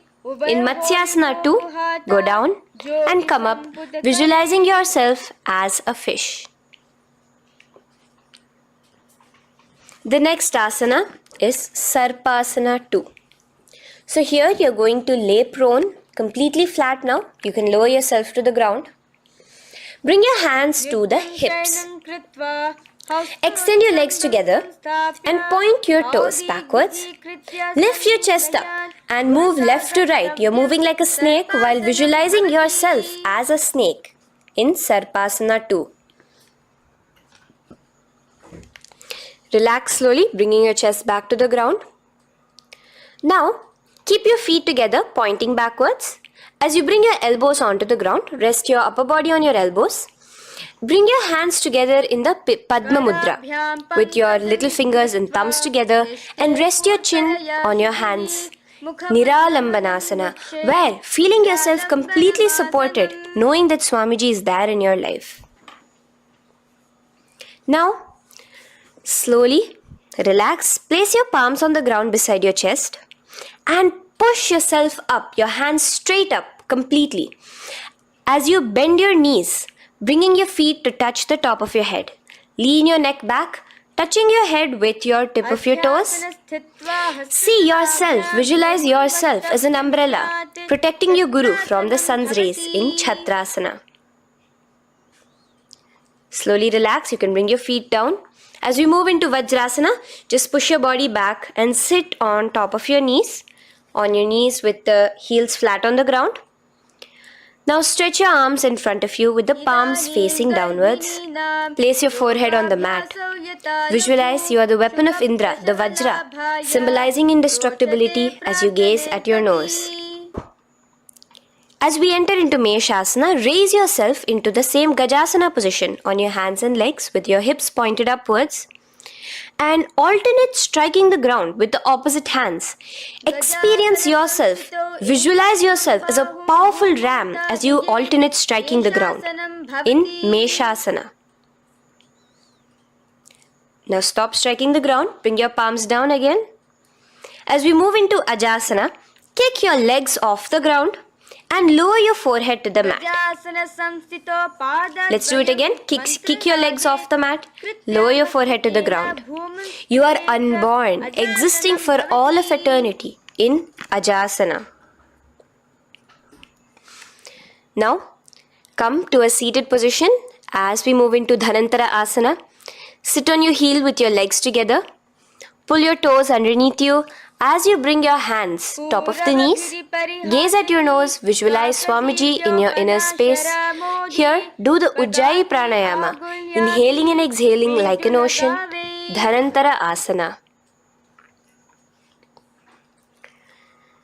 From Dhanantara Asana, now interlace your fingers in front of you and then behind you. Stretch your arms towards all the sides, backwards, forwards. Giving a massage to the various different joints and muscles in your body. Lean forward, get up again. Continuing to visualize Swamiji in your inner space.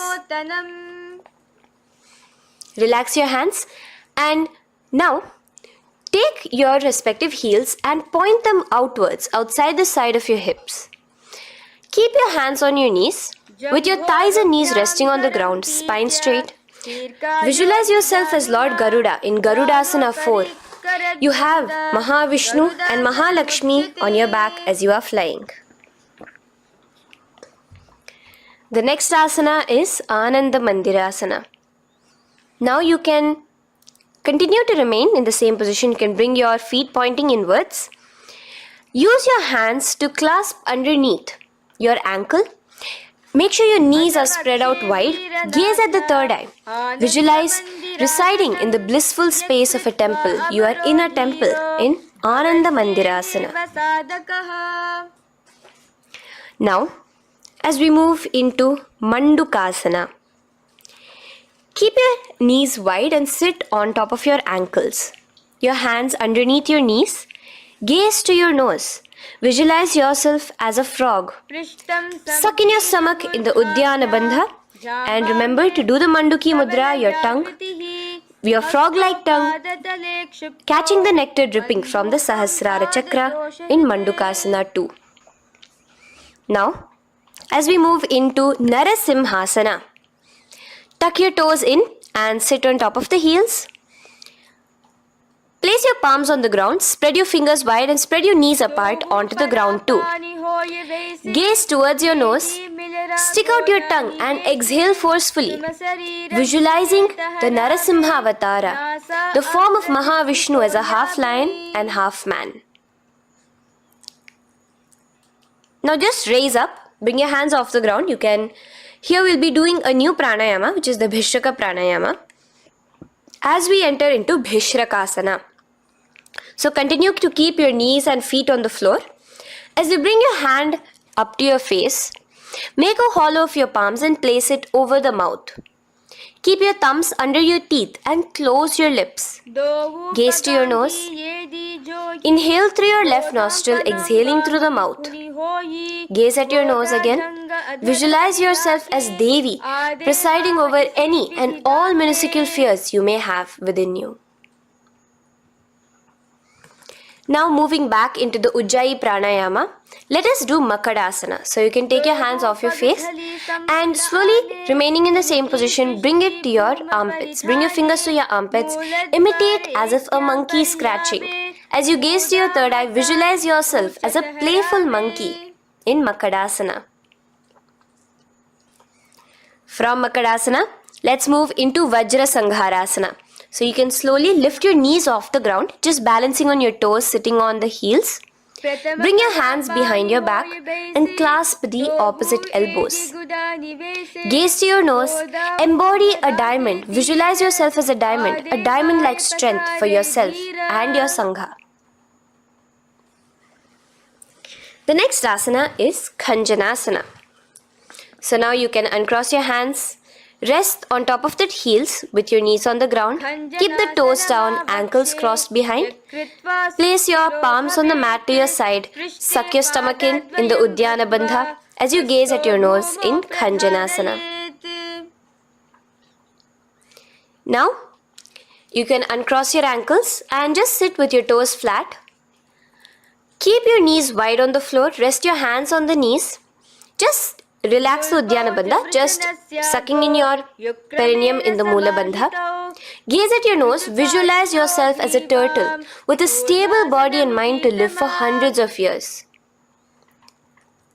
And without changing anything in your physical posture, just visualize yourself uniting with Swamiji himself in Yogasana. Now, raise up onto your knees, cross your ankles behind your back until the feet are coming towards the opposite knees. Now, bring your hands behind you and hold on to the calves with the fingers inside, the thumbs outside. Gaze at the third eye as you visualize yourself in a space of oneness with Paramashiva himself as Swamiji.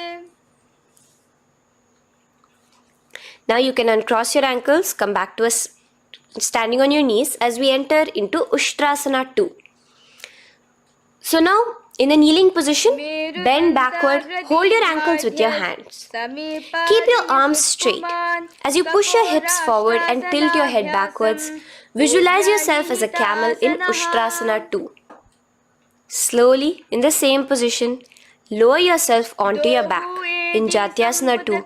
As you are lowering yourself, experience yourself as a blooming lotus. Bring your head, the back of your head onto the mat. Gaze to your nose. Now, let's move into Viratasana. So, try your best to do this without the support of your hands, but you can use your hand support if needed as you raise up from Jatyasana and back down. Raise up and go back down as you gaze at your nose. Raise up and go back down. Visualize Swamiji in your inner space. Now from Viratasana, raise your hips up higher, bringing your forearms onto the mat behind you in a short back bend posture. Hold the back of your heels in Kapotasana. Visualize yourself as a beautiful dove, a Kapota, in your inner. As we move on from Kapotasana into Varasana. So stand upright on your knees with the toes tucked. Hold your arms with the opposite hands. Gaze at your nose. This is the boon fulfilling posture. Visualize your boon becoming a reality directly from Paramashiva himself in Varasana. Now, keeping your knees together, toes tucked, just lean forward, bringing your head onto the mat, holding your head with your hands. Visualize yourself as a boar, as the Varaha avatar of Bhagavan Mahavishnu in Varaha Asana 2. Now, just kick your legs off the ground as we enter into Mundasana. Raise yourself up into a headstand posture, visualizing yourself as a lopped tree. Gaze at your nose. Breathe in and out in the Sahaja Kumbhaka. Slowly come down now. Relax. Come to a kneeling posture. Sit on your heels. Bring your head down beside your knees, your elbows adjacent to the knees, your hands holding your head. Exhale through your mouth as you gaze at your nose, visualizing Swamiji in your inner space in Andhasana. Now from here, push yourself off the mat as you come lying prone on your belly. Let your arms be extended straight out and together lift your thighs, arms and chest off the ground, stretching your body, balancing there. Visualize yourself as a locust in Viparita Shalabhasana. The next asana is Kapalasana. So slowly lower yourself back to the ground. Now laying on your belly, bring your arms to your side, palms downwards. Keep your forehead on the ground and your chest on the mat. Only lift your legs up into the air. Only your legs are lifting up. Visualize yourself as a skull. You are a mind with purified thoughts, a strong will to attain enlightenment in Kapalasana. The next asana is Akasha Kapotasana. So now, in the same position as you are, let your arms be straight out behind you. As you kick your legs up and over your head, bring your feet slowly to the mat in front of you. Push yourself, balance there. Visualize yourself as a free and open flying dove in Akasha Kapotasana. Bring your legs back out as you lay flat on the mat. Now push yourself onto your knees. Place your forearms on the ground and your chest down such that your navel is touching your knees. Be sturdy, visualizing yourself as a sparrow in Chatakasana. The next asana is Vrishchikasana 2. So your forearms are on the ground. Now slowly raise to your toes and kick your legs off the mat. Slowly lowering your legs to your head. Visualize yourself as a scorpion as you balance in Vrishchikasana 2. Slowly release yourself, coming back to the ground as we enter into Vrishasana. Sit down on top of your right heel and let your left foot remain outside of the hip, the ankle to the side. Place your hands on the mat, visualizing yourself as a bull in Vrishasana. Now, bring both your knees underneath you, sit on both your heels, cross your left leg over top of the right lightly and in Lolasana, push yourself off the ground. Your knees are off the ground, you're just balancing on your hand above the mat. Visualize Swamiji in your inner space. Lower down now Bring the left foot now outside. Bring the right foot out and sit on your left heel now. As we do Vrishasana on the other side, visualize yourself as a bull. From here, let us get into a very powerful asana, Balagunasana. So, place your left toes on the ground, sit on the heel of your left foot. Place the right foot flat with the knees raised towards your chest. Maintain your palms on the respective knees. Be upright. Visualize Balagunahai, one of the 84 siddhas in your inner space in Balagunasana. Now come to a squatting position. Let your feet be flat as you bring your elbows under your thighs and calves, wrapping it around your shins. Hold on to your ankles from the outside in Grahasana, visualizing yourself as an entire planet. Now, you can unwrap yourself as you sit on top of the opposite heel in Balagunasana on the other side. Maintain your palms on the respective knees. Visualize Balagunahai, one of the 84 siddhas in your inner space. Now, sit upon both the toes with the heels up and knees off the mat, knees pointing forward. Now, keep your hands downwards on the respective knees. Keep your spine upright as you visualize Swamiji in your inner space in Utkatasana. The next asana is Vajra Sangharasana. Just spread your knees out wide in Utkatasana. Spread your knees out wide. Clasp the elbows behind your back. Visualize Swamiji in your inner space in Vajra Sangharasana too. The next asana is Anilasana. Now, sit with your feet hip width apart. Bring your hands under the soles of your feet from inside. Your palms facing downwards. Step onto your hands. Keep your arms straight, elbows together at the navel. Gaze to your nose. Visualize yourself able to consume and live off of air alone in Anilasana.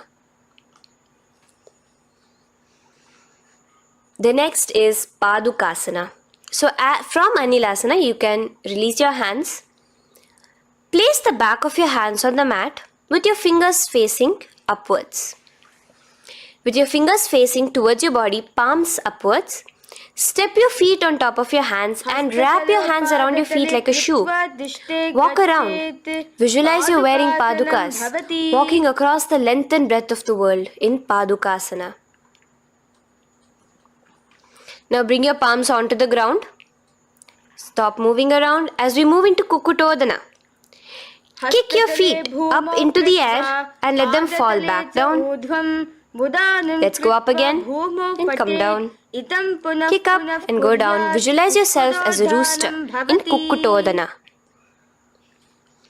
The next is Viparita Nrityasana. So as you're kicking yourself up, you can go up into a complete handstand posture, which is Viparita Nrityasana. Do take support if needed. And move around on your two hands as if you are dancing in Viparita Nrityasana. Slowly come back down to a standing position. Lean forward and let your feet be slightly apart from each other. Bring one palm down on the mat with the arms straight. Bring the opposite hand to your head and be stable in Kunjarasana. Now just put that hand down as you bring the other hand to your head, repeating Kunjarasana on the other side. Be stable here. Now you can squat back down onto the ground. Keep your feet flat. Hold your respective ankles and lift your feet off the ground in Kadambasana. Visualize yourself as a Kadamba tree, a pious tree that promotes a long life. The next asana is Pavana Muktasana. Now sit back down onto the ground. Bring your knees towards your chest. Let your hands wrap around your knees, hold it close to your body. Visualize all the excess vata, air, just balancing and releasing in your system in Pavanamuktasana. Now, let us move into Chakorasana. So first stretch your legs out in front of you. Bring one leg behind your head. Now place both hands on the ground and lift your body off the ground while lifting the other leg too, up straight. Visualize yourself as a powerful source of energy. Gaze at your third eye in Chakorasana. Slowly relax back down. Now hold your left toes with the left hand, index and middle fingers. Pull the foot to the left ear. We are entering into Dhanurasana 2. Extend your right leg out, keeping straight. Hold the big toe with your right hand. Visualize yourself as a bow in Dhanurasana 2. The next is Ashtavakrasana. So lift your left leg over top of the left shoulder. After releasing your hands, bring the right foot across and hook it on top of the left foot. Lean forward and down, keep your palms onto the ground. Extend your legs out to the left, lift your head up and chest. You're completely balancing only on your hands as you visualize yourself as a flying crane in Ashtavakrasana. Now slowly relax down. From here, bring your right foot to the left thigh and your left foot flat onto the ground. Knees raised up. Have your left shoulder underneath the respective leg and place your hands flat on the ground. Gaze towards your third eye. Visualize you are immortal, able to exist solely from prana alone in Pranasana. From here, moving into Parshva Matsyendrasana. Place your right foot at the root of the left thigh. Then the left leg by the side of the right knee. Hold the left leg by the right hand. Twist your body out. Remain steady here, gazing at the third eye. Visualize Matsyendranatha, the great Rishi Yogi, master of Hatha Yoga, in your inner space. Now slowly unwind yourself.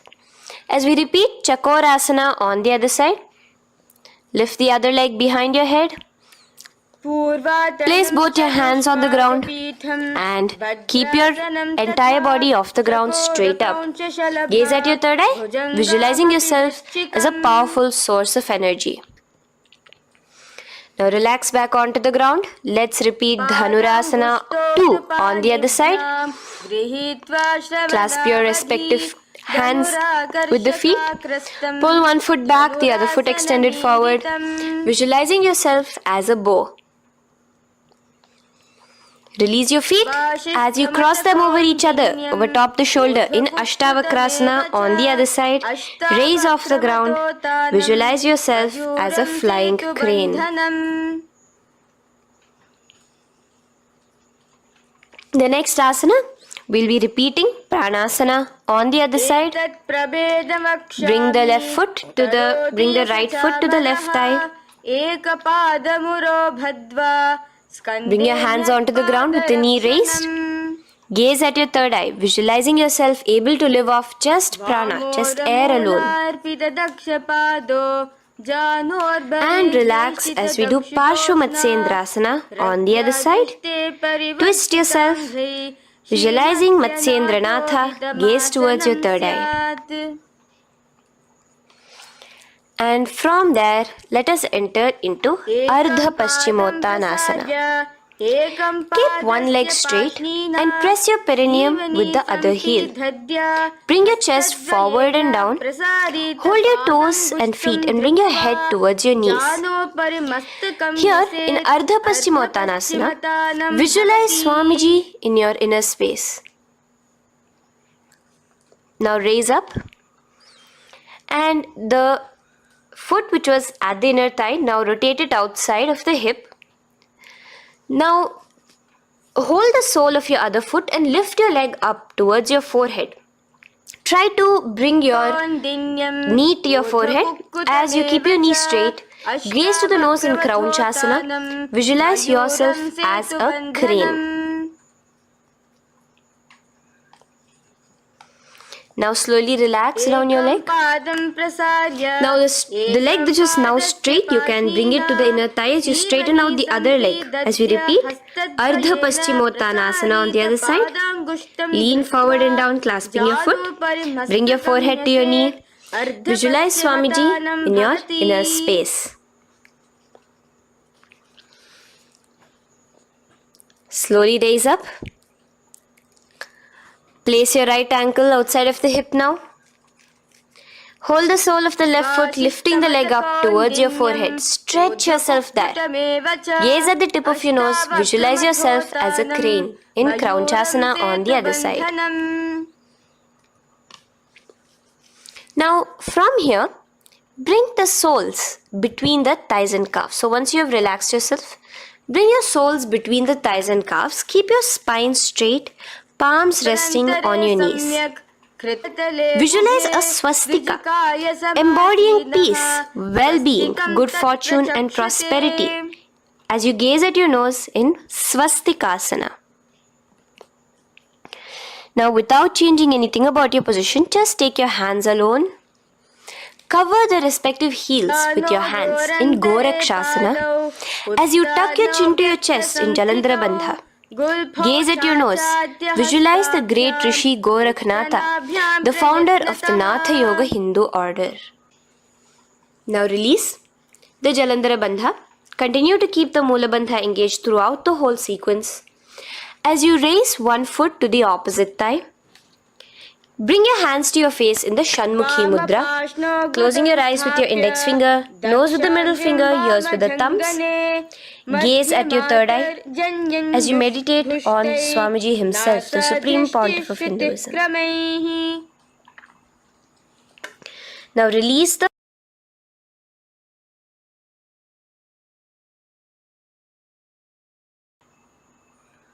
Shanmukhi Mudra. And in Yogasana 2, bring your legs into the Padmasana position over the opposite thighs. Keep your hands flat onto the ground beside your knees with the palms facing upwards. Sit straight, gaze at your nose. Here we'll be starting the Kaka Chancha Kumbhaka, where your inhalation will be through your tongue wrapped like a pipe, and your exhalation will be through your nose. From Yogasana 2, now keeping your palms beside your body, just switch them around to be flat on the ground and push your entire body off the ground, balancing. Visualize yourself as a rooster in Urdhva Kukkutasana. Now relax down, come back to a seated position on the floor, keeping your legs in Padmasana. Insert your hands through your knees and place them on the mat. Remember, do not lift your body up, just stay seated down there. In Siddha Harituliyasana, gaze to your nose, visualize Swamiji himself in your inner space. From there, let's enter into Hamsasana, where you will actually be pushing yourself off the ground. Lift your thighs up high above your shoulder, above your elbows as much as possible. Gaze to your nose, visualizing yourself as an elegant swan in Hamsasana. Now release yourself. Now, do not take your hands out from between your thighs and calves. Just go onto your knees and reach your hands behind your body with your fingers interlaced in the Parashu Mudra. Bring your forehead to the floor as you gaze at your nose. Visualize yourself as Lord Paramashiva's bow in Karmukasana. Now, slowly come back to the seated position as we move into Kurmasana 2. Keeping your hands in between your thighs and calves, bend your elbows and hold your respective shoulders with your hands. Visualize yourself as a turtle, a stable body and mind to live for hundreds of years. Now in the same position, just engage the Jalandhara Bandha, tucking your chin to your chest as we move into Granthi Bhedasana, gazing at your nose. Rejoice, knowing you are in Paramashiva's secret knot posture. And from there, release the Jalandhara Bandha as you roll onto your back. Keep your hands on the shoulders, laying flat on your back.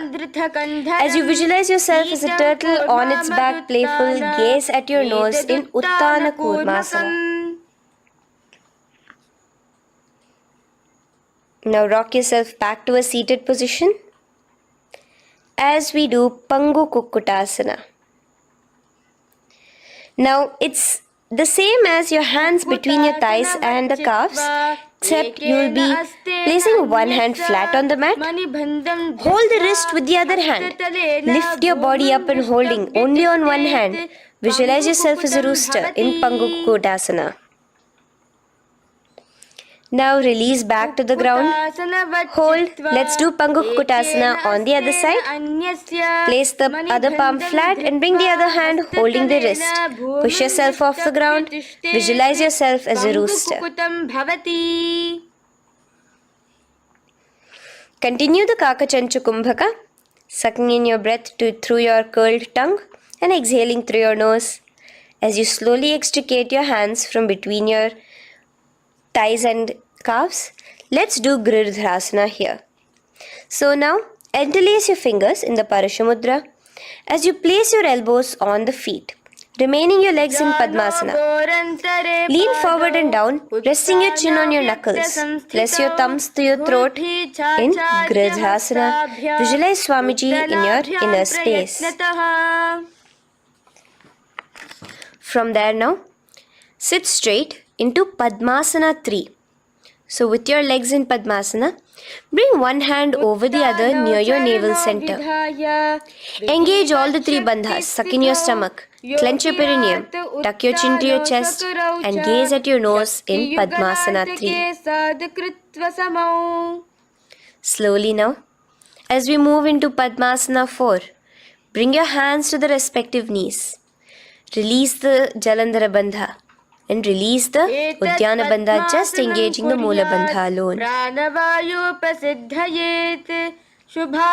Visualize Paramashiva in your inner space as you gaze at your nose in Padmasana 4.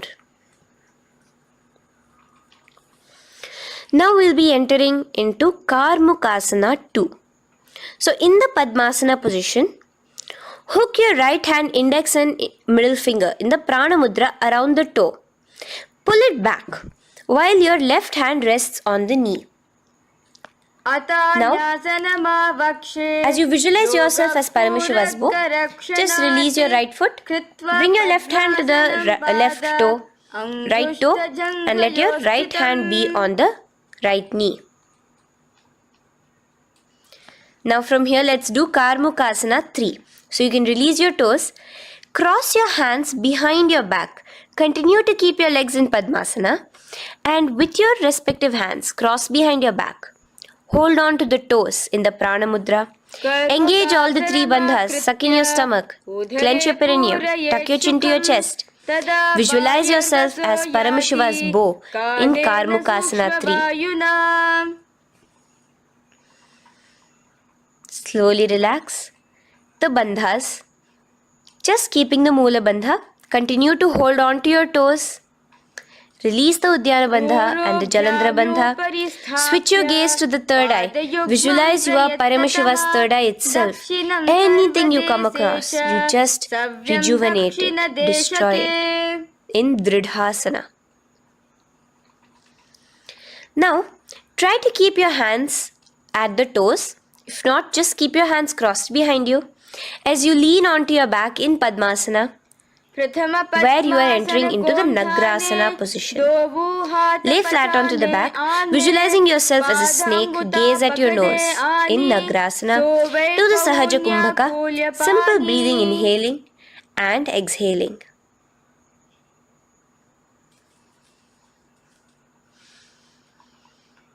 Now bring your knees to your chest. Let your hands wrap around your knees. Slowly uncross your Padmasana and bring your knees to your chest. Bring your hands to the Parashamudra, the fingers interlocked on top of your knees.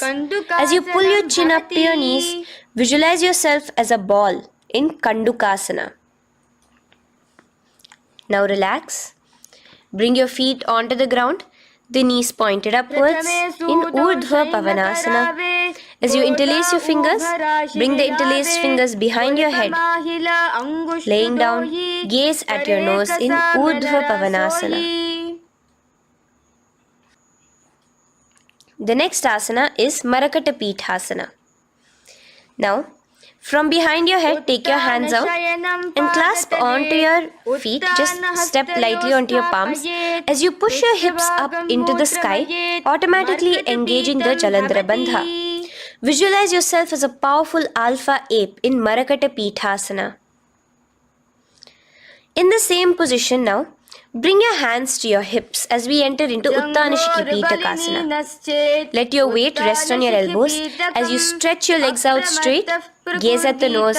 Visualize Swamiji in your inner space. From there, continuing to rest on your elbows, kick your feet up high into the sky in Narakasana. Stretch your palms out behind you, flat on the ground. Balance there. Visualize yourself blissfully traveling through hell unscathed in Narakasana. Bring your hands to your hips now as we move into Tiryanaukasana. Angling your legs down at an angle, visualize yourself as a boat crossing the ocean of samsara in Tiryanaukasana. Now from there, come back straight as we enter into Dhwajasana. Keep your legs up high above your body, your hands stretched out down behind you. As you push yourself up, visualize where Kailasa's flag respected across all nations in Dhwajasana. Hold there for a few seconds and relax now. Flat onto the ground, palms slightly away from your body. Do not move at all in Mritasana. Your body is dead. Visualize that. Visualize the Supreme Pontiff of Hinduism liberating you. Let your awareness travel to all the parts of your body in the Shakti Chalan Mudra as we do Mritasana.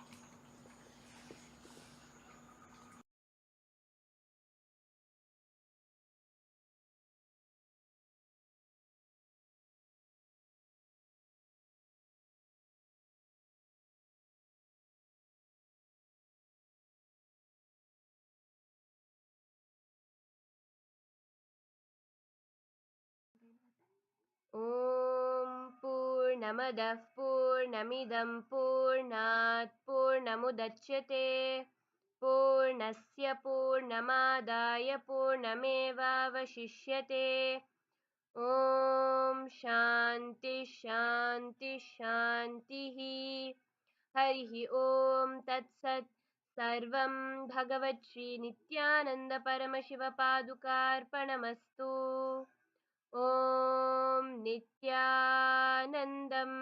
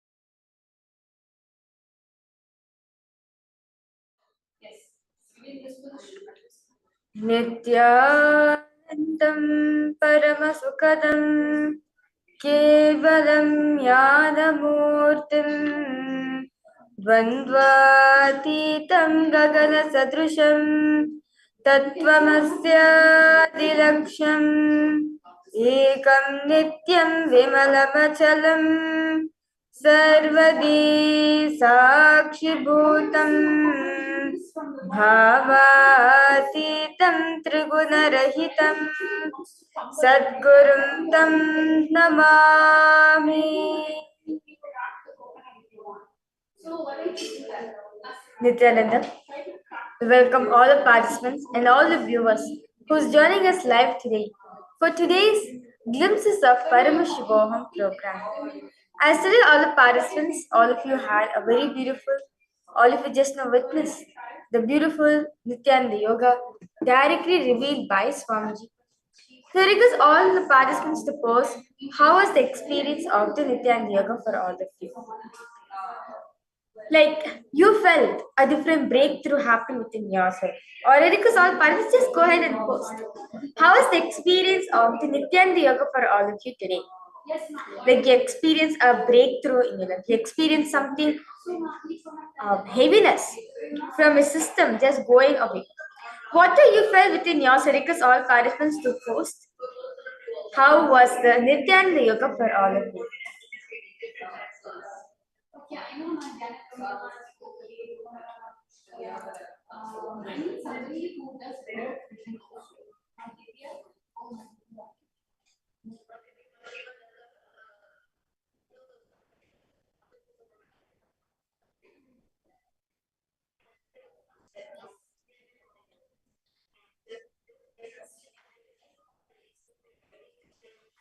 Because all participants to post. How was the Nityananda Yoga for all of you? See, understand? As very beautifully all of us learned that our body is like a vessel. Our body is like a vessel. Now, without any preparation, our body is like an upturned bowl. Let's say, visualize ourselves, our body to be a bowl. Now, if we keep upturned bowl under the water, under the tap, what happens? Naturally, the bowl will not hold any water. It does not have the capacity to hold the water. So naturally, what happens? It leaks. The water leaks out from the bowl. Now, when you keep the bowl properly upside, when you keep the bowl in its proper place, how it's supposed to be kept, you will see that the bowl can contain water. It will retain that water for you. Same way, our body is like that. Without Nityananda Yoga, our body is like an upturned bowl. When Swamiji pours his energy in all of us, understand?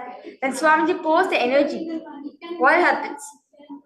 All of us, yes, we are receiving that energy, but the energy leaks out from our body. Only little bit, certain amount of energy gets stayed into our system. The rest of the energies are being taken out, are being leaked out from your body. That is why when you build your body with the Nityananda Yoga, when you build the body with the and your mind with the powerful cognitions that Swamiji is giving, having a yogic body and a Vedic mind, you become a bowl where you can receive that energy into you. That superconscious energy which Swamiji is giving. That energy Swamiji is giving for all of us. That energy Swamiji will be initiating, Swamiji will be inserting into you, and you can retain that energy in yourself. You can hold that energy for yourself. So understand, I request all participants in the next few days intensely participate in the Glimpses of Paramashivoham program. Intensely do the Nityananda Yoga as this is going to help you while you're attending the Paramashivoham program. Understand, this upcoming season of the Paramashivoham program, Swami is going to be conducting very special, powerful sessions, processes just to awaken our consciousness in ourselves. Just to raise the level of frequency in us, because all participants to prepare your body.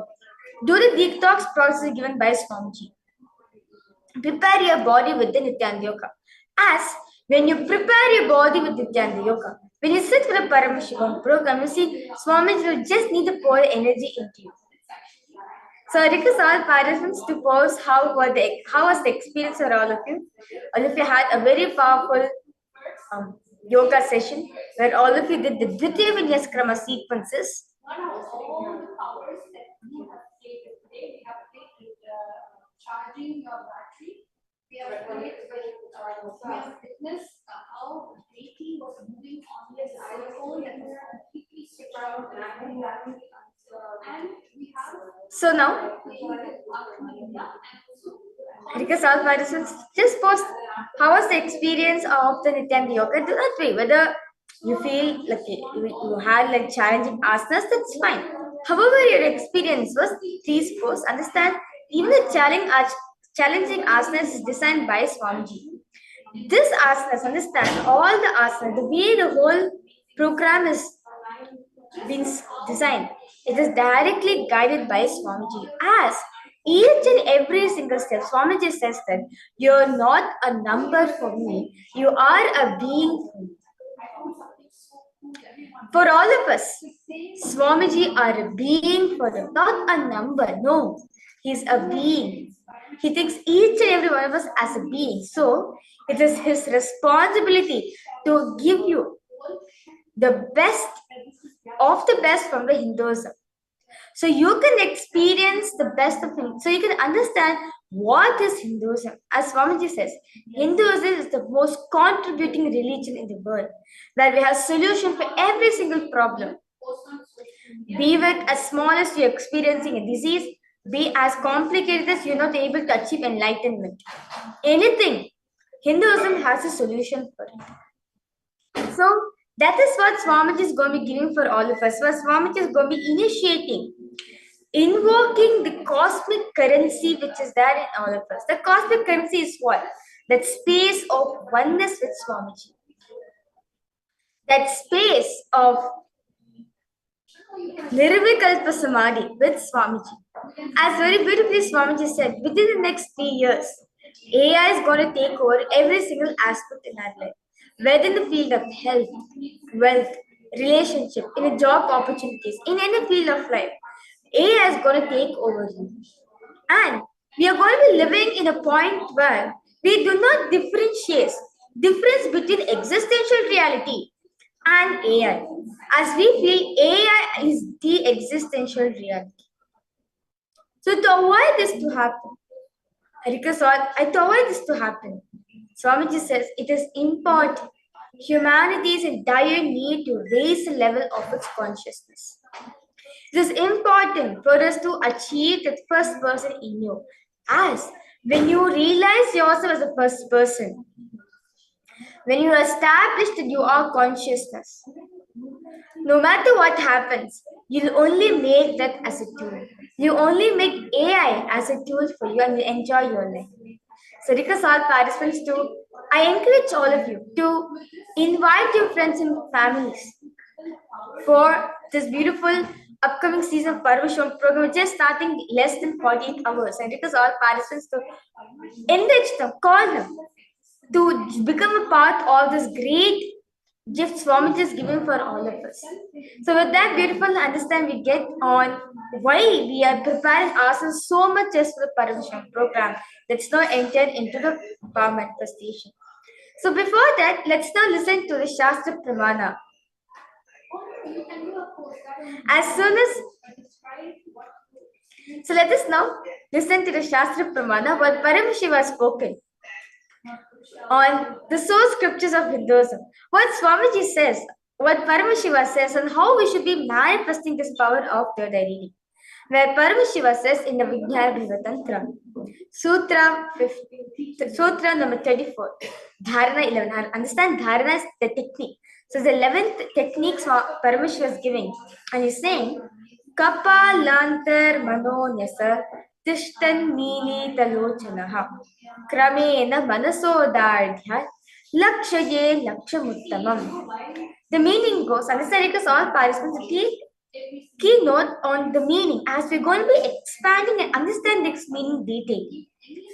Paramashiva was saying, the meaning goes, by fixing the mind on the inner space within the crown center and sitting stably without any movement, having the eyes closed in succession, by the stability of the mind and inner space, through the power of the third eye, one directly sees the ultimate goal, Lakshya, by having the vision beyond the sight that reveals any object or place, attaining the space of oneness with the source Paramashiva.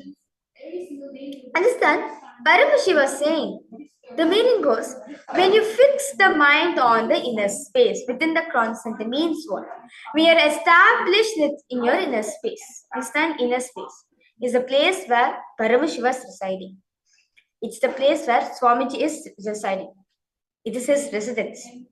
So when you're fixing your mind on the inner space within the crown center, and so when you fix the mind on inner space and sitting stably without any movement, meaning naturally what happens when you sit for meditation, first few minutes we'll sit properly, but later on we start fidgeting. So Parameshwar was saying, when you are having stability, sitting stably without any unnecessary movements, and having the eyes closed in succession by keeping your eyes closed. So understand, in this space, when you're established a pure oneness space with Paramashiva, understand your mind is in cessation. Swamiji says very beautifully that. Patanjali also says, Yogaha chitta vritti nirodhaha. Cessation of the mind is yoga. So understand, whenever you're experiencing cessation, meaning you are cutting across your mind, you're being the space of unclenching with the mind, you manifest powers. That becomes a yoga.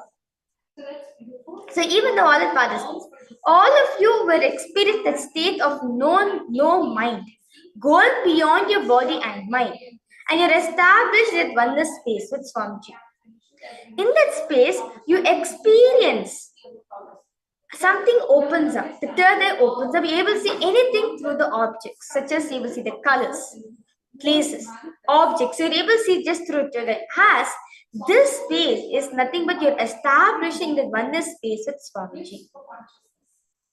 Understand very beautifully, even Krishna.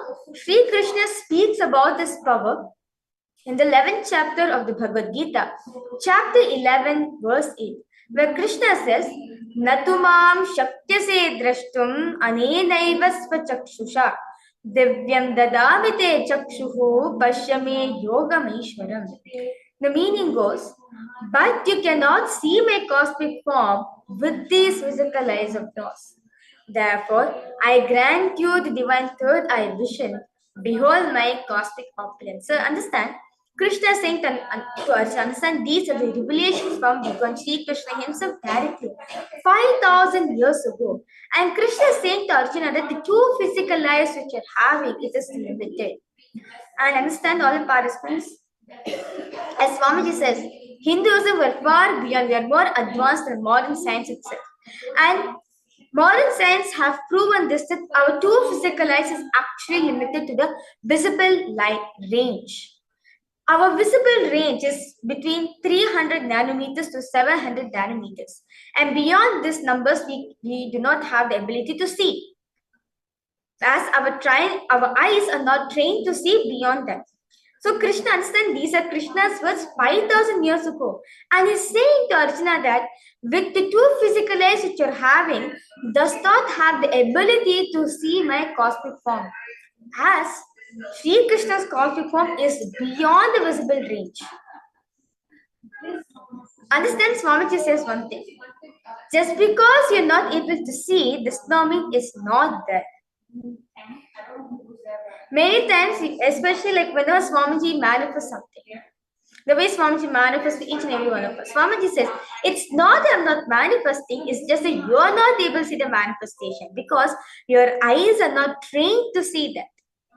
So he's saying, Krishna is saying to Arjuna, that the eyes which you're having does not have the ability to see my cosmic form as it is beyond the visible range. So I initiate you the third, Divya Chakshu. Divyam Dadamite Chakshu is what? Krishna's initiating Arjuna power of third, so that he can behold Sri Krishna's cosmic form. That beautiful form of Sri Krishna's can only be perceived by Arjuna through his third eye. So if you have read the 11th chapter of the Bhagavad Gita, which is called the Vishwarupa Darshana Yoga, it contains detailed description of Sri Krishna's cosmic form as Arjuna narrates Krishna through his third eye, not through his two physical eyes, but through his third eye, he sees Sri Krishna. And Swamiji also experiences the same thing. And Swamiji says that I was at the age of 12. I was sitting in the coral hillock called the public country at Arunachala Hill. At the point of time, Swamiji was meditating on deeper truths on seeking the truths or the fundamental truths of what's the first person in me. Who am I? What am I? From where does pain come from? Who experiences pain? Who created pain? All these fundamental basic questions Swamiji was seeking the answers for. As Swamiji was seeking, something opened up in Swamiji, and Swamiji could see the whole 360 degrees. 10 directions Swamiji was able to see. Everything above him, below him, everything Swamiji was able to see it clearly. And not just that, Swamiji realized he was not just able to see, he was able to feel, experience all of that as him. Swamiji says, the skin of the stone on which he was sitting and the skin of this body which he carried, both carried him equally. In both, Swamiji felt this presence. Whether the setting sun, the rising moon, the Arunachala Hill, the temple tower, everything around Swamiji could feel his presence in it. Swamiji could feel that himself in all these things. Understand, Swamiji says, if you establish the space of oneness, there's no difference between animate and inanimate, living or non-living, as you're one with everything.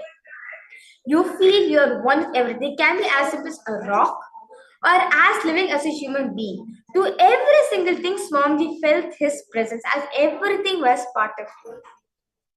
As the idea that something was outside Swamiji and inside Swamiji broke, as he felt oneness in everything. So Swamiji is able to see the 360 creations, 10 directions, everything Swamiji is able to see. Next moment itself, Swamiji realized he was able to feel, experience all of that has him. So with that beautiful understanding we get from Swamiji's experiences and how Sri Krishna also speaks about this power in the Bhagavad Gita and how Paramashiva reveals the source scriptures. Let us now enter into the power manifestation. So I request all participants now, those of you who are watching us, and for all the viewers who are joined us live or in the YouTube, I request all of you now, we will now entering in the power manifestation. Request you to get an eyeband and come. If you do not have an eyeband, request you to get a cloth, preferably a darker color. As when you take a light shade of cloth, it tends to leak out more light. When you take a darker cloth, there's less possibility of light leaking out from it. So I request all participants now to please get your eyebands and come. We are going to be manifesting the power.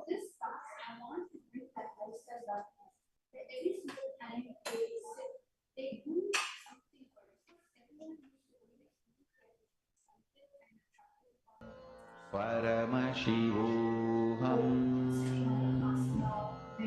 Om Nityananda Paramashivoham Now, intensely visualize Swamiji in your inner space.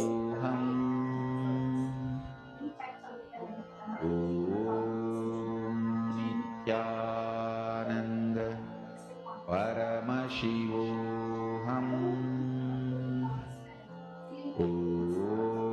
Om Nityananda Because all participants just now intensely start chanting the Mahavakya. Understand? Mahavakya is a passcode given by Swamiji as Swamiji is available to each and every one of us just by chanting the Mahavakya. So when you chant the Mahavakya, he is there with you. So request all participants now to chant intensely. Connect to Swamiji. Paramashivoham Om Nityananda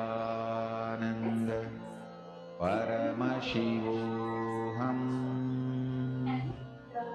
Om Nityananda Paramashivoham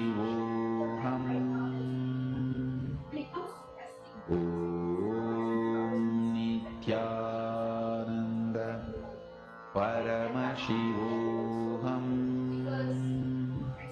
Now, all the participants, as you continue to chant the Mahavakya intensely, a picture is being projected for all of you.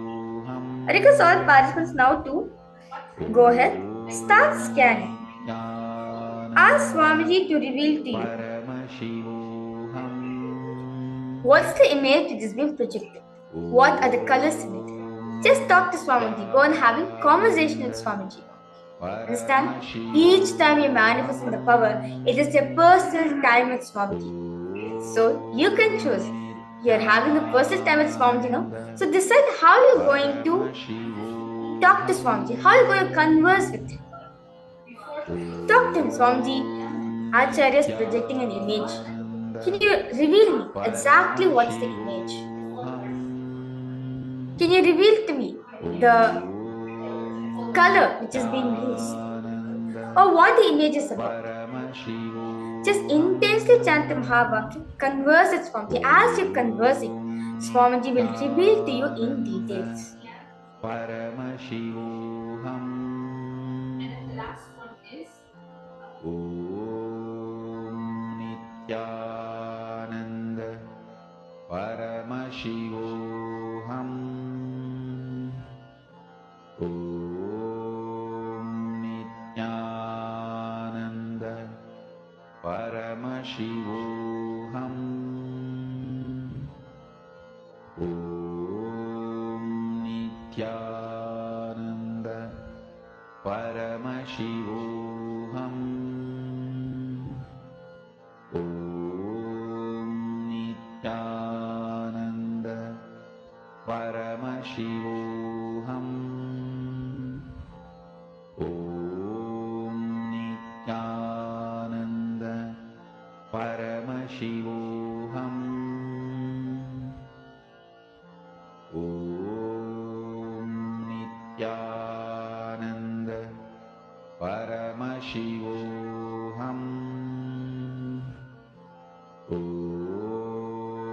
Nityananda Paramashivoham. Om Nityananda Paramashivoham. Om Nityananda Paramashivoham.